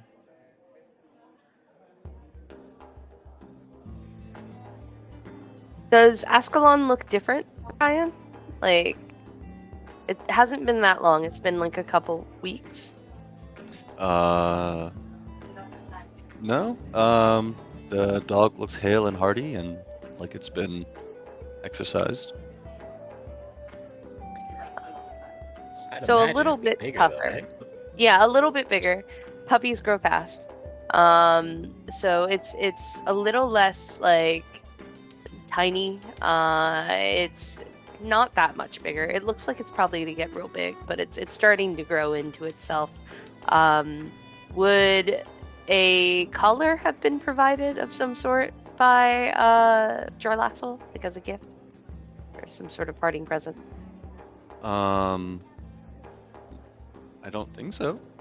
Okay. I thought we had talked about that or something. Potentially. I must be misremembering. His name is Ascalon. Damn it. I knew it. To be fair, it's been Sounded right. almost a year since I named this dog. What kind No, of it dog hasn't. is it? This happened. It Are we hasn't talking been like that long. Yeah, Doberman? it's been February. Cane Corso. I named the dog February 6th, 2025. It's What? the first, 2026. You found the notes? Yeah, I just looked his name up in the Discord chat. That's crazy. Mm.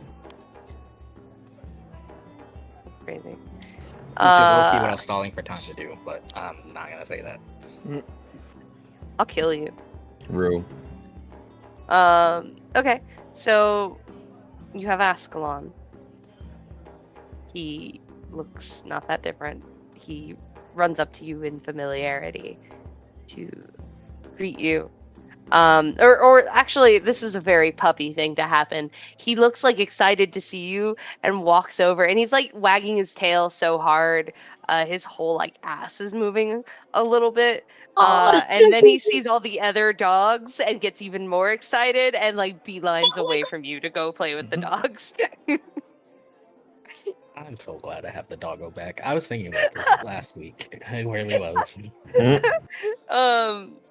So like you almost get to pet him, and then he's like, "Oh, friends." And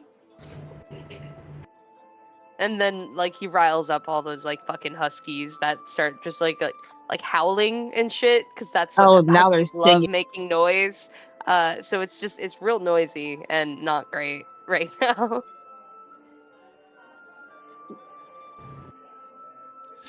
You just had to get the huskies excited. I let him play, and I just, I watch. I I'm will too have stressed to- out. I need a little stress. I will have to find quartering for these animals during your temporary reprieve. I trust that each of you have kept the items I've given you safe. I shall expect to collect them here shortly after this errand. Please, you may take your rest and your reprieve as you see fit with the refreshments provided. If there is anything to your specific species required dietary needs, please do let me know. Otherwise, if you have any needs, feel free to take advantage of our good Camuriel's psychic network in order to contact one of us. Muriel has a like it's a very like plain, like almost expressionless face, but it's like the eyes that give away like a hint of, you better not bother me if you can avoid it. like I don't want to have to work. Interesting. Like, leave me alone, please. The Psychological Camuriel warfare. network does operate on a fair system of nights and weekend minutes, so do be gentle with my winkers if you could be so kind. Just immediately in his head. So what do you recommend? Jarlaxle, you feel yourself psychically being billed immediately.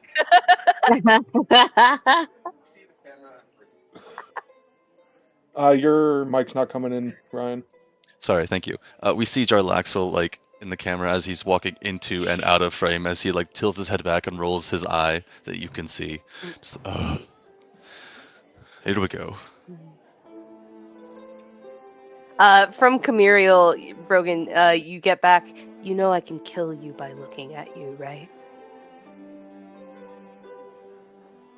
So are we talking steak, wine? Oh my god. The fish is a little dry. The steak's pretty juicy. The chicken is solid. Well, thank you.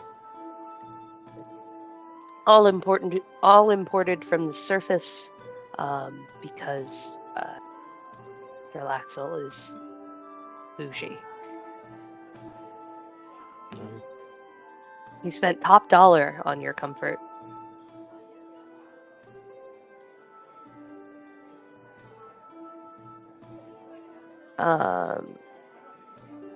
So, you guys have this area to rest in. Are there like... Is this like a cozy living room that we're in right now? I would imagine this is a cavern that has been claimed in the Underdark. So there are like natural stalagmites and stalagmites that have been incorporated. Some of them hang small lanterns that illuminate with fairy fire. There are like bedrolls and pillows that have been strewn in the corners of the cave. I imagine there's like hammocks and stuff too, probably. Yeah, maybe like spider silk woven hammocks in some of the corners that drape from stalagmite to stalactite. Yeah. The comfortable place. Is there Glowing only- mushroom, fairy fires. Go ahead. Is there only one door in and out? It's a cave. I'd imagine it's like a small like complex. There may be like a few alcoves in here, maybe one main large area with like a few side rooms, one that Jarlaxle and Camuriel may use as like their office. Maybe like another side alcove where people who are using the safe house can like sleep or like store stuff. It would be nice if there was like a side alcove that like led to like a natural hot spring sort of situation. Maybe that's why Jarlaxle chose the location Sure. for the comfort and luxury. So I'll throw in a hot springs to help you guys relax and stuff in your long rest, not short rest. You know, Thank to help God. you get rid of those levels of exhaustion. I believe the exhaustion mechanic is you have to sleep like a long rest to get rid of a level. Is that true? I don't recall. Regardless, if you use the hot springs, I'm just gonna erase your exhaustion debt at the end of this long rest. If you guys take time to bathe and decompress, and really just come down and like enjoy the luxuries that you've been provided in this cavern area. Yeah, absolutely. This is your camp episode. You get to relax before you get put right back into the thick of things.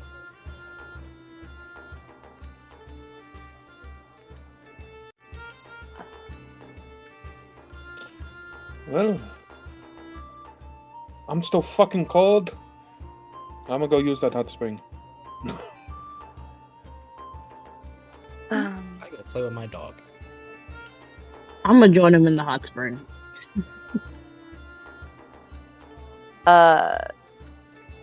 You get a like almost text notification in your head from Zendalore Sanguinius that says, "You smell really bad. You should bathe. You smell worse than the dogs." I do a bombastic side eye to the hot spring. I look back at the dog like I'll be right back.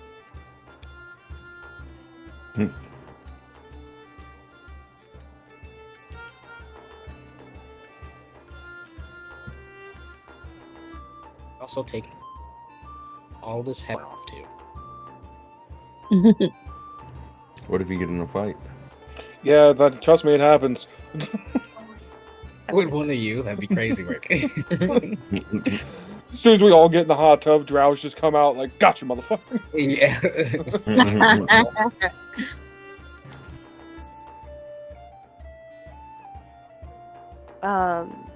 Okay. So, everyone go hot spring? Yeah, Hot Springs episode. Hot springs Yeah, episode. Lucian, is everyone going to the hot spring? Why are you asking me? Just curious, you know.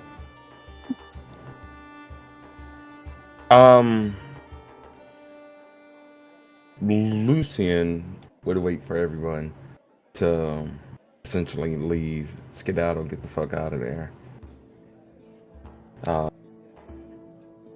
The last person to leave before Lucian's alone with Jarlaxle would be Rothar.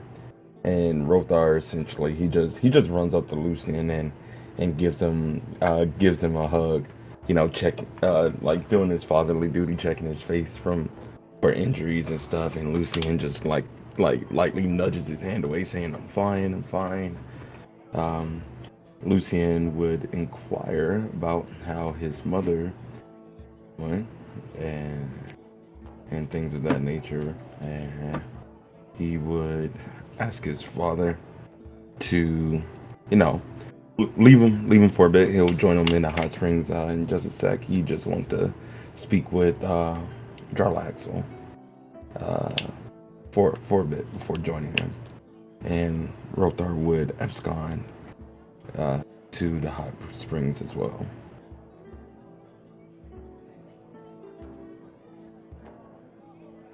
You're muted, Brian. Before departing, Jarlaxle will shoulder up to the king, and giving a deft lowering of his head and tipping his hat, will say to the king, Your Majesty, it's a pleasure to make your acquaintance.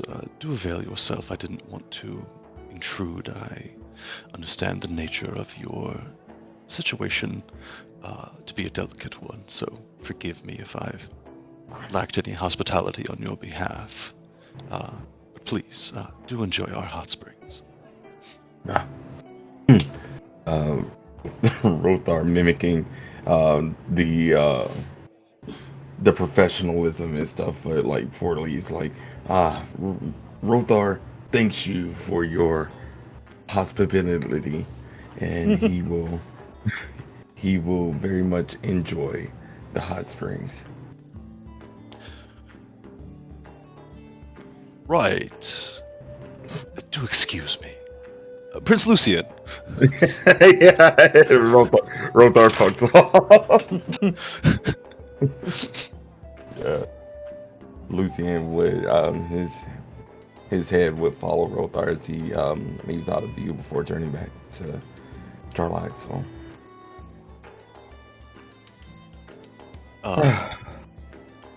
Quite the character, your father, but do forgive me for saying he does seem a few bolts shy of a full quiver. Few. Please, I'm pretty sure he's only running off of 1 or 2 arrows repeatedly, so. Impressive. I agree. The fact that he made it this far in life is anything but sheer dumb luck. But, nevertheless, I would like to, first and foremost, say thank you for your assistance in that situation we were just in.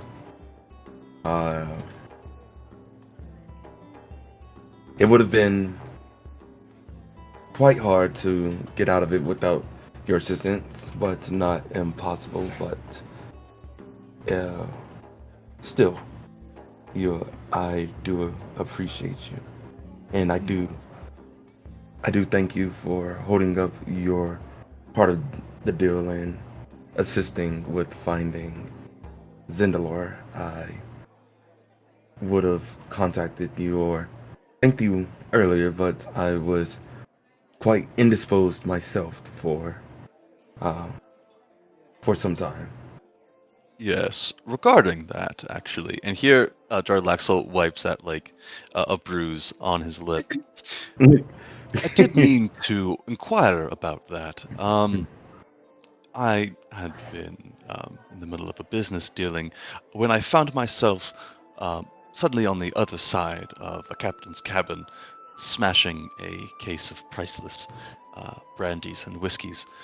Would you perhaps care to enlighten me as to why that may have occurred? Sure. You know how those the Atticus family is. They think they can do anything and take anything that they want, and when they don't get their way, they seem to throw a bit of a hissy fit. I'm unsure if you are aware of Conrad Atticus. He struck me when I refused to comply with his demands. And what precisely were these demands made upon you that he so vehemently reacted to? I forgot. Your house out real good. Blew your shit smooth off.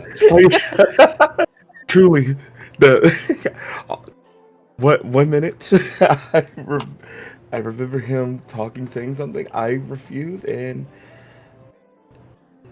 the context of the situation of the strike leaves me, and quite frankly, I kind of owe him for that.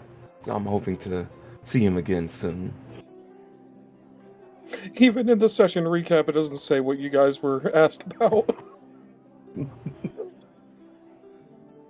I could tell you, I guess. I even went back and looked. I'm like, surely it's there. It's like, yeah, they went back and forth a little bit. And I'm trying to remember myself. Fucking blew his shit smooth off.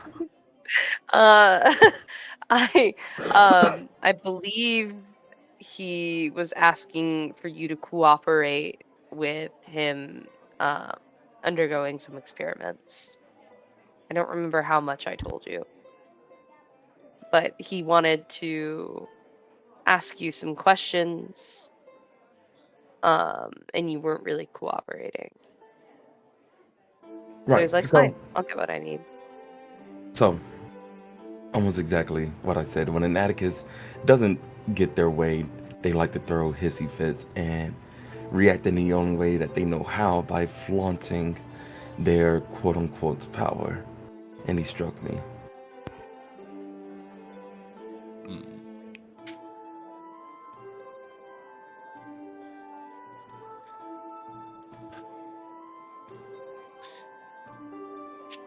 Bridging the first to the second.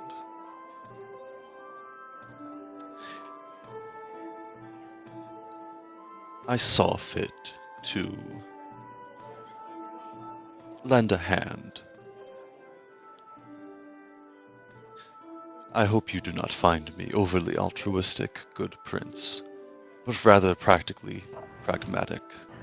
If you should expire on some lonely Damaran mountainside, that does not do well for me, opening trade, if you are to speak to your mother on my behalf, now does it? I agree, and again, I do appreciate your assistance in this. Though your intentions may seem selfish and self-beneficial, it is appreciated nonetheless. But of course, I can imagine being chased by a score of werewolves and one rather upset-looking dragon does not do one well for their health. It it most certainly doesn't. You're absolutely right. And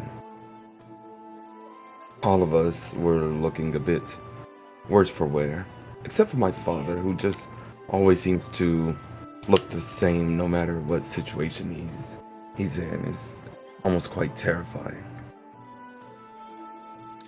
Speaking to terrors, if this Conrad Atticus has become some foe of yours who wishes you ill intent, that does endanger my business interests. So, if I might avail you of any information or any assistance in this regard, you have but to ask. I would humbly require recompense to some monetary degree. You understand I am running a business here. And that will bring us eventually to the items that I have loaned to your associates. Absolutely, I'd imagine that you would like those back as soon as we're done, gathering ourselves and bathing and whatnot. Yes. Absolutely. If I were to ask you for information concerning Conrad, what is it that you would like in return? It would do me well if you might make good on the requests I have laid upon your princely shoulders. I am not sure which avenues of communication might lie open to you with the crown, but if you might consider expediting some of those conversations, it would be greatly appreciated. Oh. I understand you've been rather busy of late. I mean no disrespect, good prince. Right. Absolutely. That is something that can be arranged. All in good time. No time like the present, right? I do understand you've been trekking through a blizzard, and many of your companions have doffed their impressive sets of gear. If you'd like to take your rest, please avail yourself, but if you'd rather get straight to business, well, good man, I am a businessman at heart. Let me gather myself first. I'd hate to offend you. I'll be honest, while I was trapped, they refused to bathe me or let me bathe myself, so I am aware. I can smell you from a good 3 paces, good prince. I didn't want to say anything, but no. Just from one gentleman to another, just to let you know, there are ladies about and such. Absolutely. So I will clean myself, and I will speak with my group, and I will get back with you concerning this. Of course. Now, it will cost me quite a few pretty coppers to escort you and your friends back to the surface by the same means by which you entered our clandestine little hideaway. So, when you should wish to return, please do let me know. Absolutely. Until then, Jarlaxle will take off his hat and sweep a bow. Lucien, he'll give a respectful nod and turning to the way of the hot springs, and on the way there, let me see, I just want to make sure. I believe I was given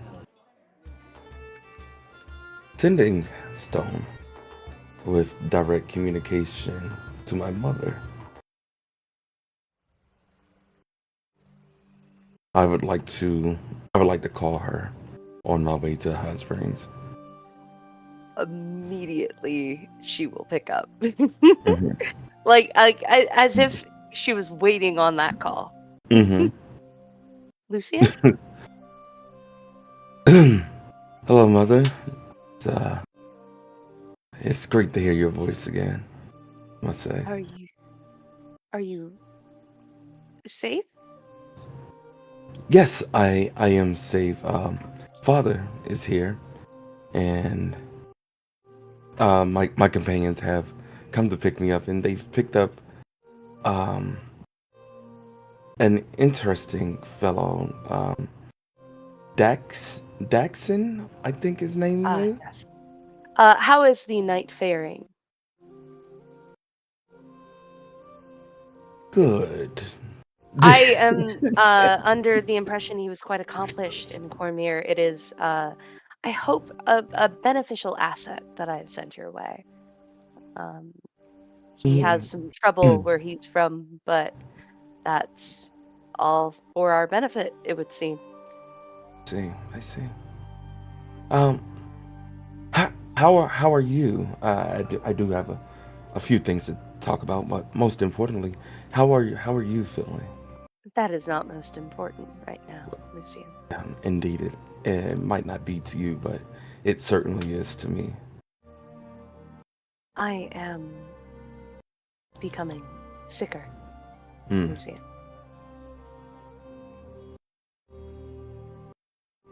Perhaps in part to worry for you, but I will hopefully be not as bad knowing that you are hopefully in a secure location.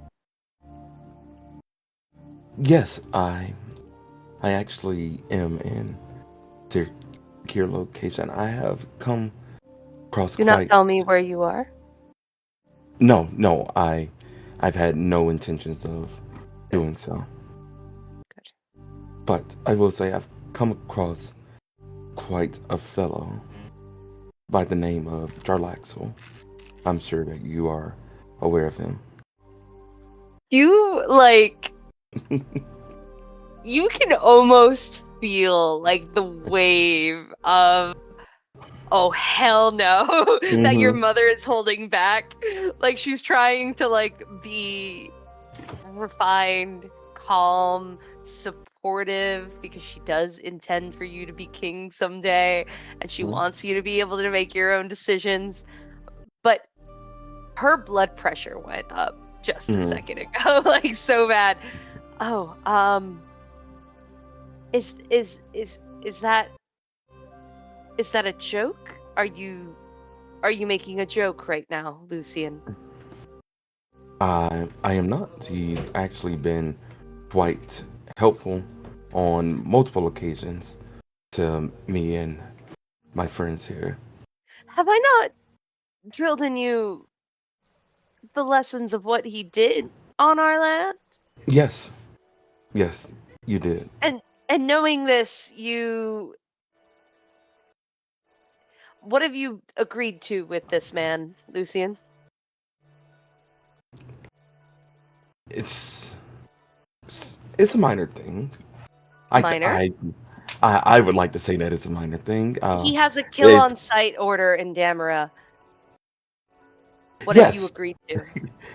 So first thing, Mother, it's lovely to hear you again. Actually, like so great, and I'm just hearing your voice lights up my world. You can stop buttering me up, Lucian. I am your mother. You think I don't know when you're trying to butter me up because you want something? Right. So first thing is maybe quite possibly, and I know it's well within your power to do so, and not necessarily as a favor to him, but as a favor to your eldest son, soon to be king. Lucian, apple of my eye, you are going to send me to an early grave.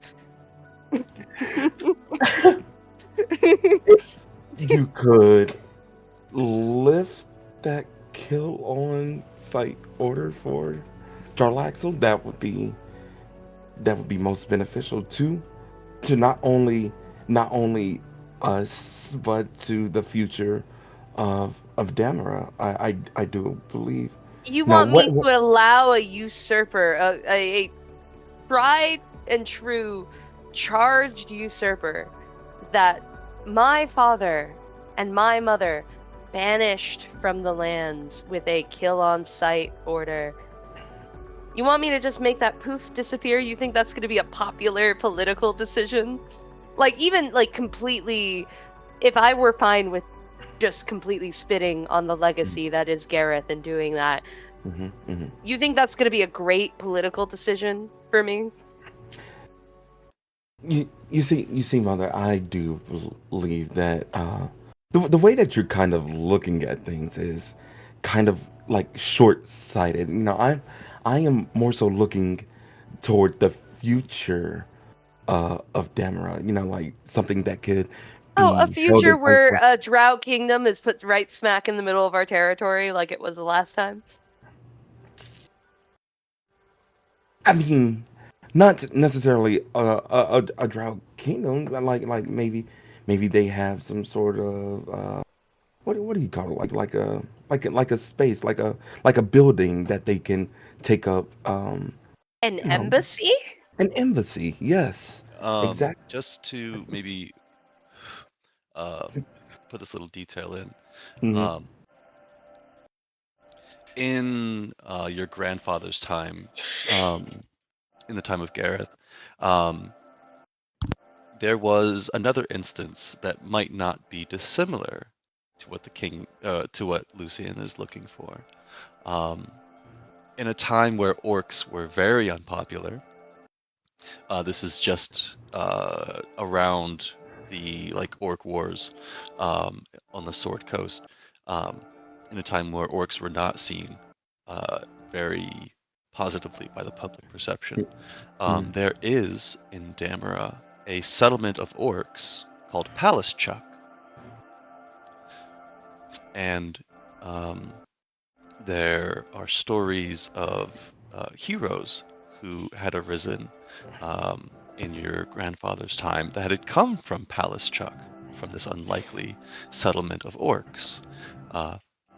So if the prince is looking for, it's a bit of history that he can put in his mother's face, one that even pertains to his own heritage. Right.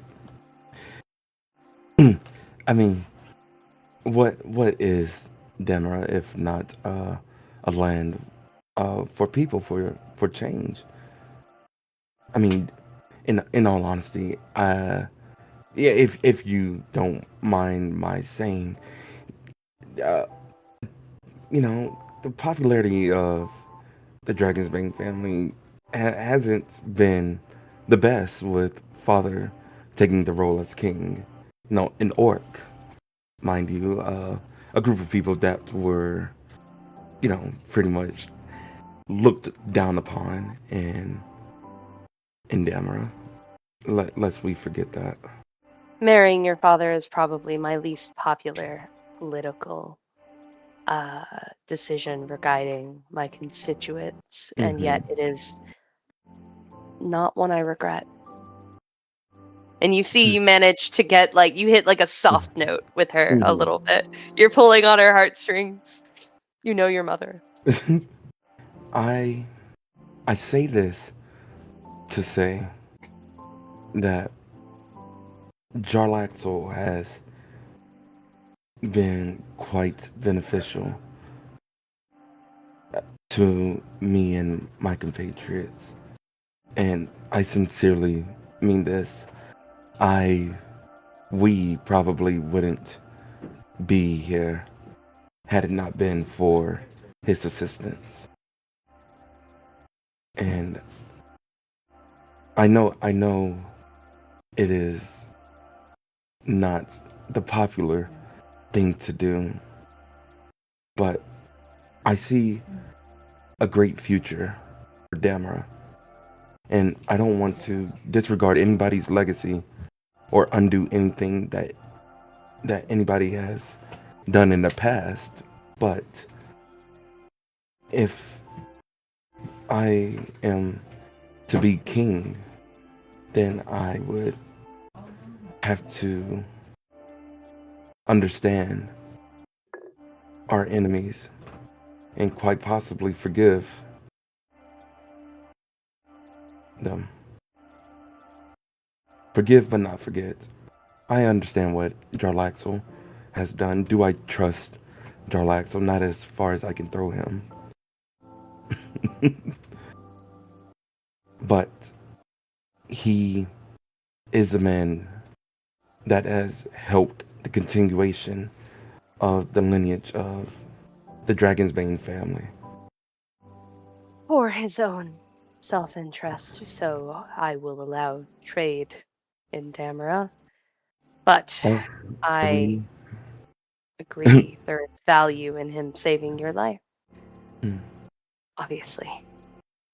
Do we not all out of self-interest, Mother? That is true. That is very true. Okay. Figure out for me how to motivate Jarlaxle into not turning coat. I'm sure if what he is interested in on the surface is trade, we can use that to our advantage. Find out what he wants, what we have that he wants. And in regards to your trade deals with Jarlaxle, I give you... Do not make me regret this. Leeway to act with my authority.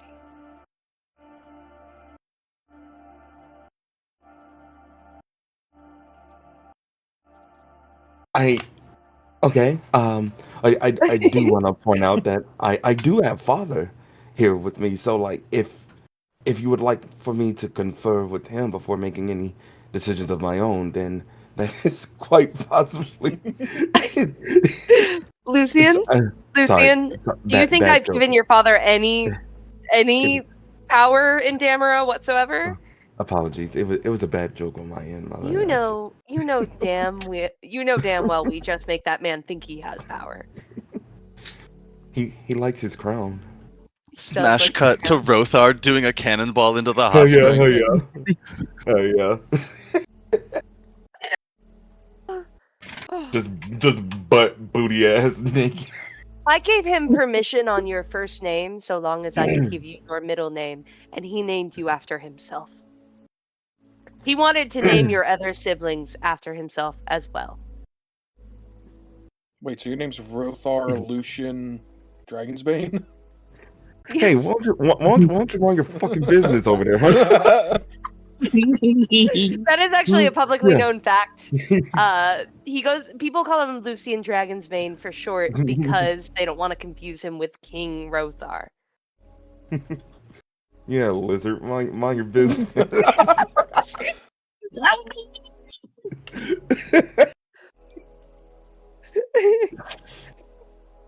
don't know what you're talking about, man. I'm not Daxton leaving the call.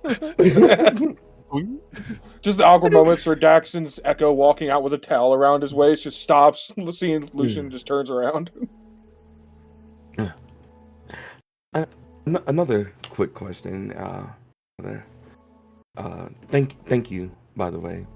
I will make sure that you will not regret this decision. Just out of curiosity's sake, what is the whole deal with Sir Daxian and and Zendalor? Like, are they like? Well, do you? Yeah, are they like, what? They're siblings, right? Like. Oh, honey, no, that's not coming. That right. It's. I needed to give him like some sort of foot in Damara, some sort of like thing that passes for at least a temporary citizenship and adoption. That's what I use to justify Zendalor's hold in Damara. It's the only reason Cormyr won't claim her and fight me for her. It's because she was adopted by someone in Damara who I gave citizenship, who is one of my knights. So I had that same knight take responsibility for Sir Daxon and be his father, at least officially. Though I doubt there is any familial relationship. They've just met. Gotcha, and thank you for that. And I just want to confirm that Sir Daxian's whole deal was to come find me, make sure I was safe, and I'm safe, so he can he can go back to Cormyr, right? I received missives from the new king of Cormyr. He had mentioned that he was carrying out an investigation on Sir Daxon and had requested that I allow him to stay and use him to, as I see fit, for the duration as one of my soldiers, while he carries out an investigation on some aspects that I'm sure you're not very interested in right now. You can ask him. You were told by Zendalor. Oh, I know. I just, I was just hoping my mother would say something different. Yeah, but your mother's like, oh, your mother seems to have the energy of, this is a very useful asset. We're getting a free bodyguard. I don't have to pay this guy. Like, Right. Right. Okay. Great. Love that. Sorry, I don't understand. The queen got a missive from Cormyr that said, "Hey, you get Daxon for free." No. From got a missive from Prince, well, now King Floral, allegedly, saying, "Hey, I am investigating stuff. I'm lying low. Can you hold on to Sir Daxon for a while?" Floral has his own agency and is able to send messages his own way, and would have had the time to since you guys leaving. So. Right. Okay. Awesome. So, in the interest of, our alignment as kingdoms, I would appreciate you taking good care of our liaison from Cormyr. But of course,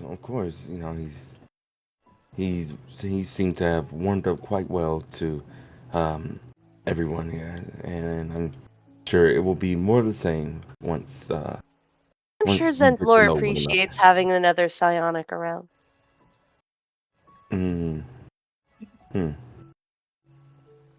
Thought Anyway, creeps in Delusion's Mother, mind if any of his conversations have been spied on by Sir Daxon.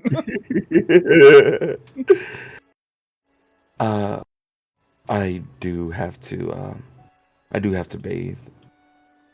Good. Make sure to wash behind your ears. Yes, Try not to catch a chill. Of course. Please wash your hair well. 2 washes to get the dirt out really good. If you need help, have Zendalor assist you. She's trained for that. Of course. Thank you. And I just want to reassure you that my mission here is very much still the same. I will save you. That hasn't changed. And I know how you feel about it. You don't have to say anything. I know how you feel. I'm just letting you know that is my goal, that is my purpose for being out here. To save you, to learn, to grow, to be the future king that Damara needs. Lucian, my light, apple of my eye, center of my universe. I ask that you proceed with caution. It is not about whether you can save me. It is more about whether you should. Everything has a cost. I don't want you to lose yourself in an effort to keep what was never meant to stay. Oh. The seasons come and go. What needs to happen will happen. I want you to focus on becoming the king you need to be rather than holding on to the past. Indeed. Did you just say neat? I said indeed. Okay, I was about to say what? Right. All right. Well, let me go before Father does something in the water that doesn't need to be read aloud. Yeah, please don't let him shit in the water. He has a habit of he's peed in the royal fountain too many times for one. He thinks it's a pool.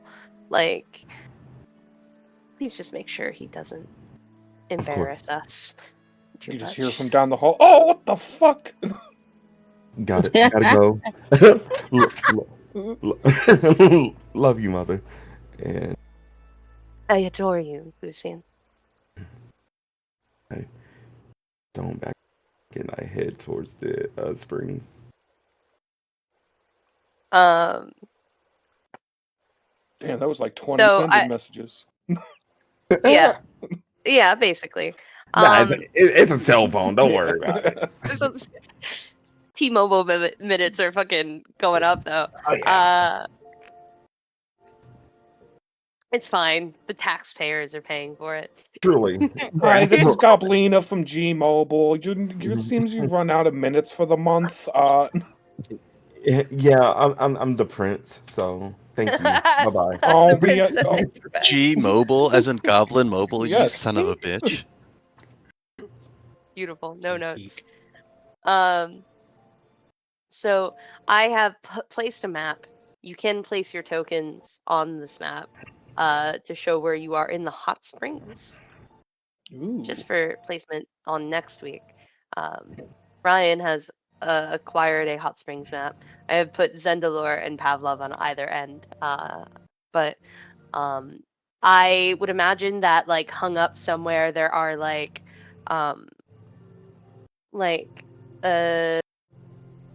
privacy garments, essentially, like mesh robes, like a meshy sort of material for so you don't have to be naked around each other if you don't want to.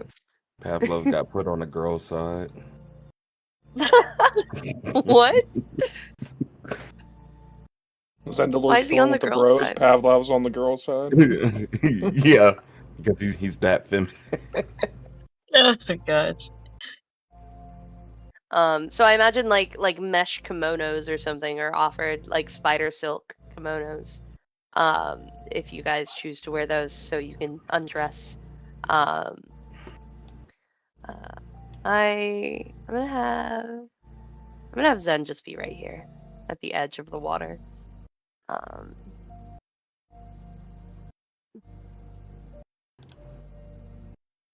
have the Echo by the entrance, at least the closest entrance to me. Considering it is 5 minutes from everything, I think we'll end here. And next week, I'm going to give you guys, just so you can get to know each other as characters, because we have new characters, and this is the first time you guys are like together.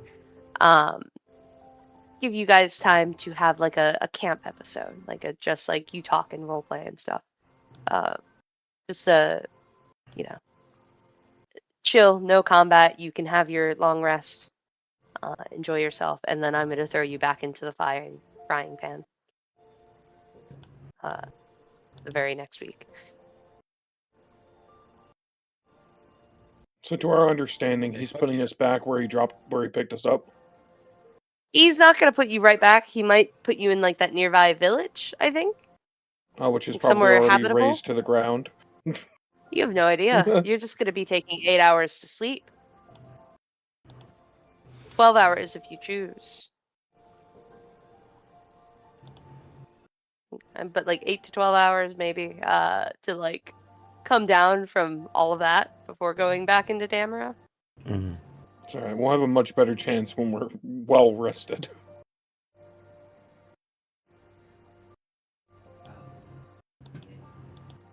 Anyway. Honestly, first thing Ozra was gonna ask is how does he clean these horns? Me?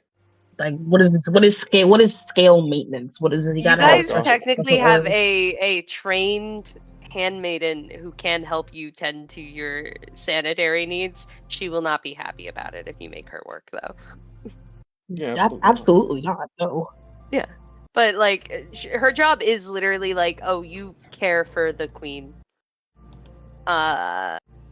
In all regards, like you dress her, you prepare her baths, etc., etc. Or at least that's her cover job. She's really, going to be the spy master someday for Lucian. I mean, for Ranveer. For Ranveer. If You wanna talk Ranveer to has his Ranveer? way. Mm-hmm.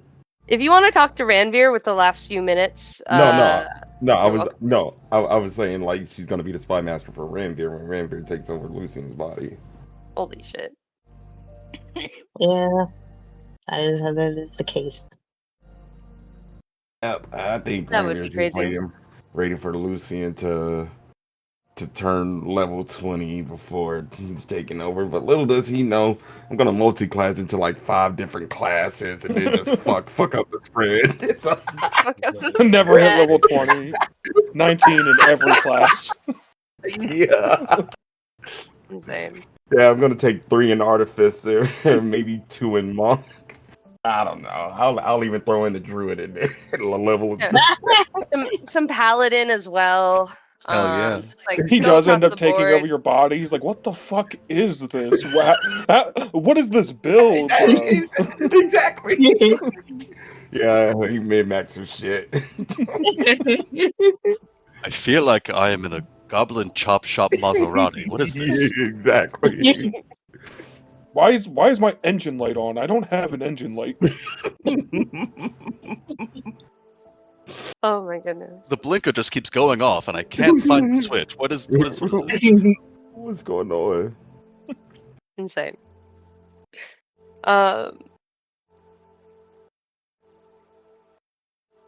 Insane. I'm very excited for camp episode next week. I know you guys have been wanting that for a while. You're welcome. Yeah, I can't wait to actually get to know every one of you. Yeah, that is crazy. You did just kind of literally spawn in. Yeah. And you guys thought I was going to kill you. Well, it could still happen, but I will say, I got permission to get a signaling horn from V. If things went bad, I was going to hop off that goddamn sled, have you guys keep going, and start sounding that bitch, running the opposite way. Nice. What a cool fucking death. That would have been crazy. Legendary way to go out. Rothar would have definitely followed behind. Like the opportunity to fight another dragon, he's not running it. He's not running from that. Especially knowing that Lucian's safe. Cutscene back, everybody else goes into the dragon one. Everyone else goes into the portal besides Daxon or Rothar. They come back 12 hours later, just dragon dead on the ground, like 5th class. They're both in each hand holding the fucking dragon head, and they like swing it at the feet. Hell yeah. They're both just like beating the hell, covered in blood and shit. Rothar's missing a couple of fingers. Just standing atop a pile of dead werewolves. Daxon's missing an arm. Worth it. Yep. Oh man, yeah, good session, guys. The cleric can regenerate it. I hope you had fun. I did. I have to It go was now. a good one. It was really intense, and honestly, kudos to us. We had some pretty good teamwork there. Still not out of the fire yet, and that's an ancient fucking dragon. So that is an ancient dragon. Yeah, we're fucked. We're super You guys are level Yeah. 12 going up against an ancient dragon. That's crazy. Level will be No, crazy here at the spa, relaxing. Yeah. We're level Yeah, 12, GG. running away from an ancient dragon. We're not fighting that motherfucker. Just a thought. No. What have you done? Survived? Yeah. You saved the prince, which was what you were supposed to do. Why am I rewarding you for your job? To be fair, right? I'd Yeah, say get her. not Get her. dying is experience. I'm sorry, not dying is experience? It's a mouthful. If I come up to an herbalist and say, you don't know what you're doing, you haven't killed enough people, I'm gonna look like an idiot. And you know what you look like? An idiot. Oh, so insulting me is how you're going to get that level up? See? It's a bold strategy, Cotton. We'll see if Got it plays real out. quiet. Wow, I look Bullying like an usually idiot. That's works. how you're gonna get your level up? That's crazy. No. Hey. No, that's crazy. No. At least, like, Avery or Ryan would have tried sweet talking me. Like, I've known you too long to do that. You know that's never gonna happen. that's true. Meanwhile, I'm just over here like, nah, just give me cool stuff. That's fair. Yeah, For sorry. real. No level up presently. You might get a reward. Who knows? But we- it's if we not make gonna it. be a level up. ETK is gonna be crazy. I can't wait to get I back don't to the know. queen and hand her back all 300 platinum. And just being like, yeah, he never spent it. She gave that to you to keep under the No, she condition you also use it to take care of her husband. I took it as that was Rothar's money that I was holding because she couldn't be trusted with it. No, she's like, my husband's an idiot. I'm not going to give him money. He'll just give it away. Could you, like, I'm giving you all this money, but also take care of my husband's needs. Then I'll give back half and He be like, still he had a didn't coin use it. port purse They with kept- some money, but like... He never used it. They kept giving him free stuff. But yeah.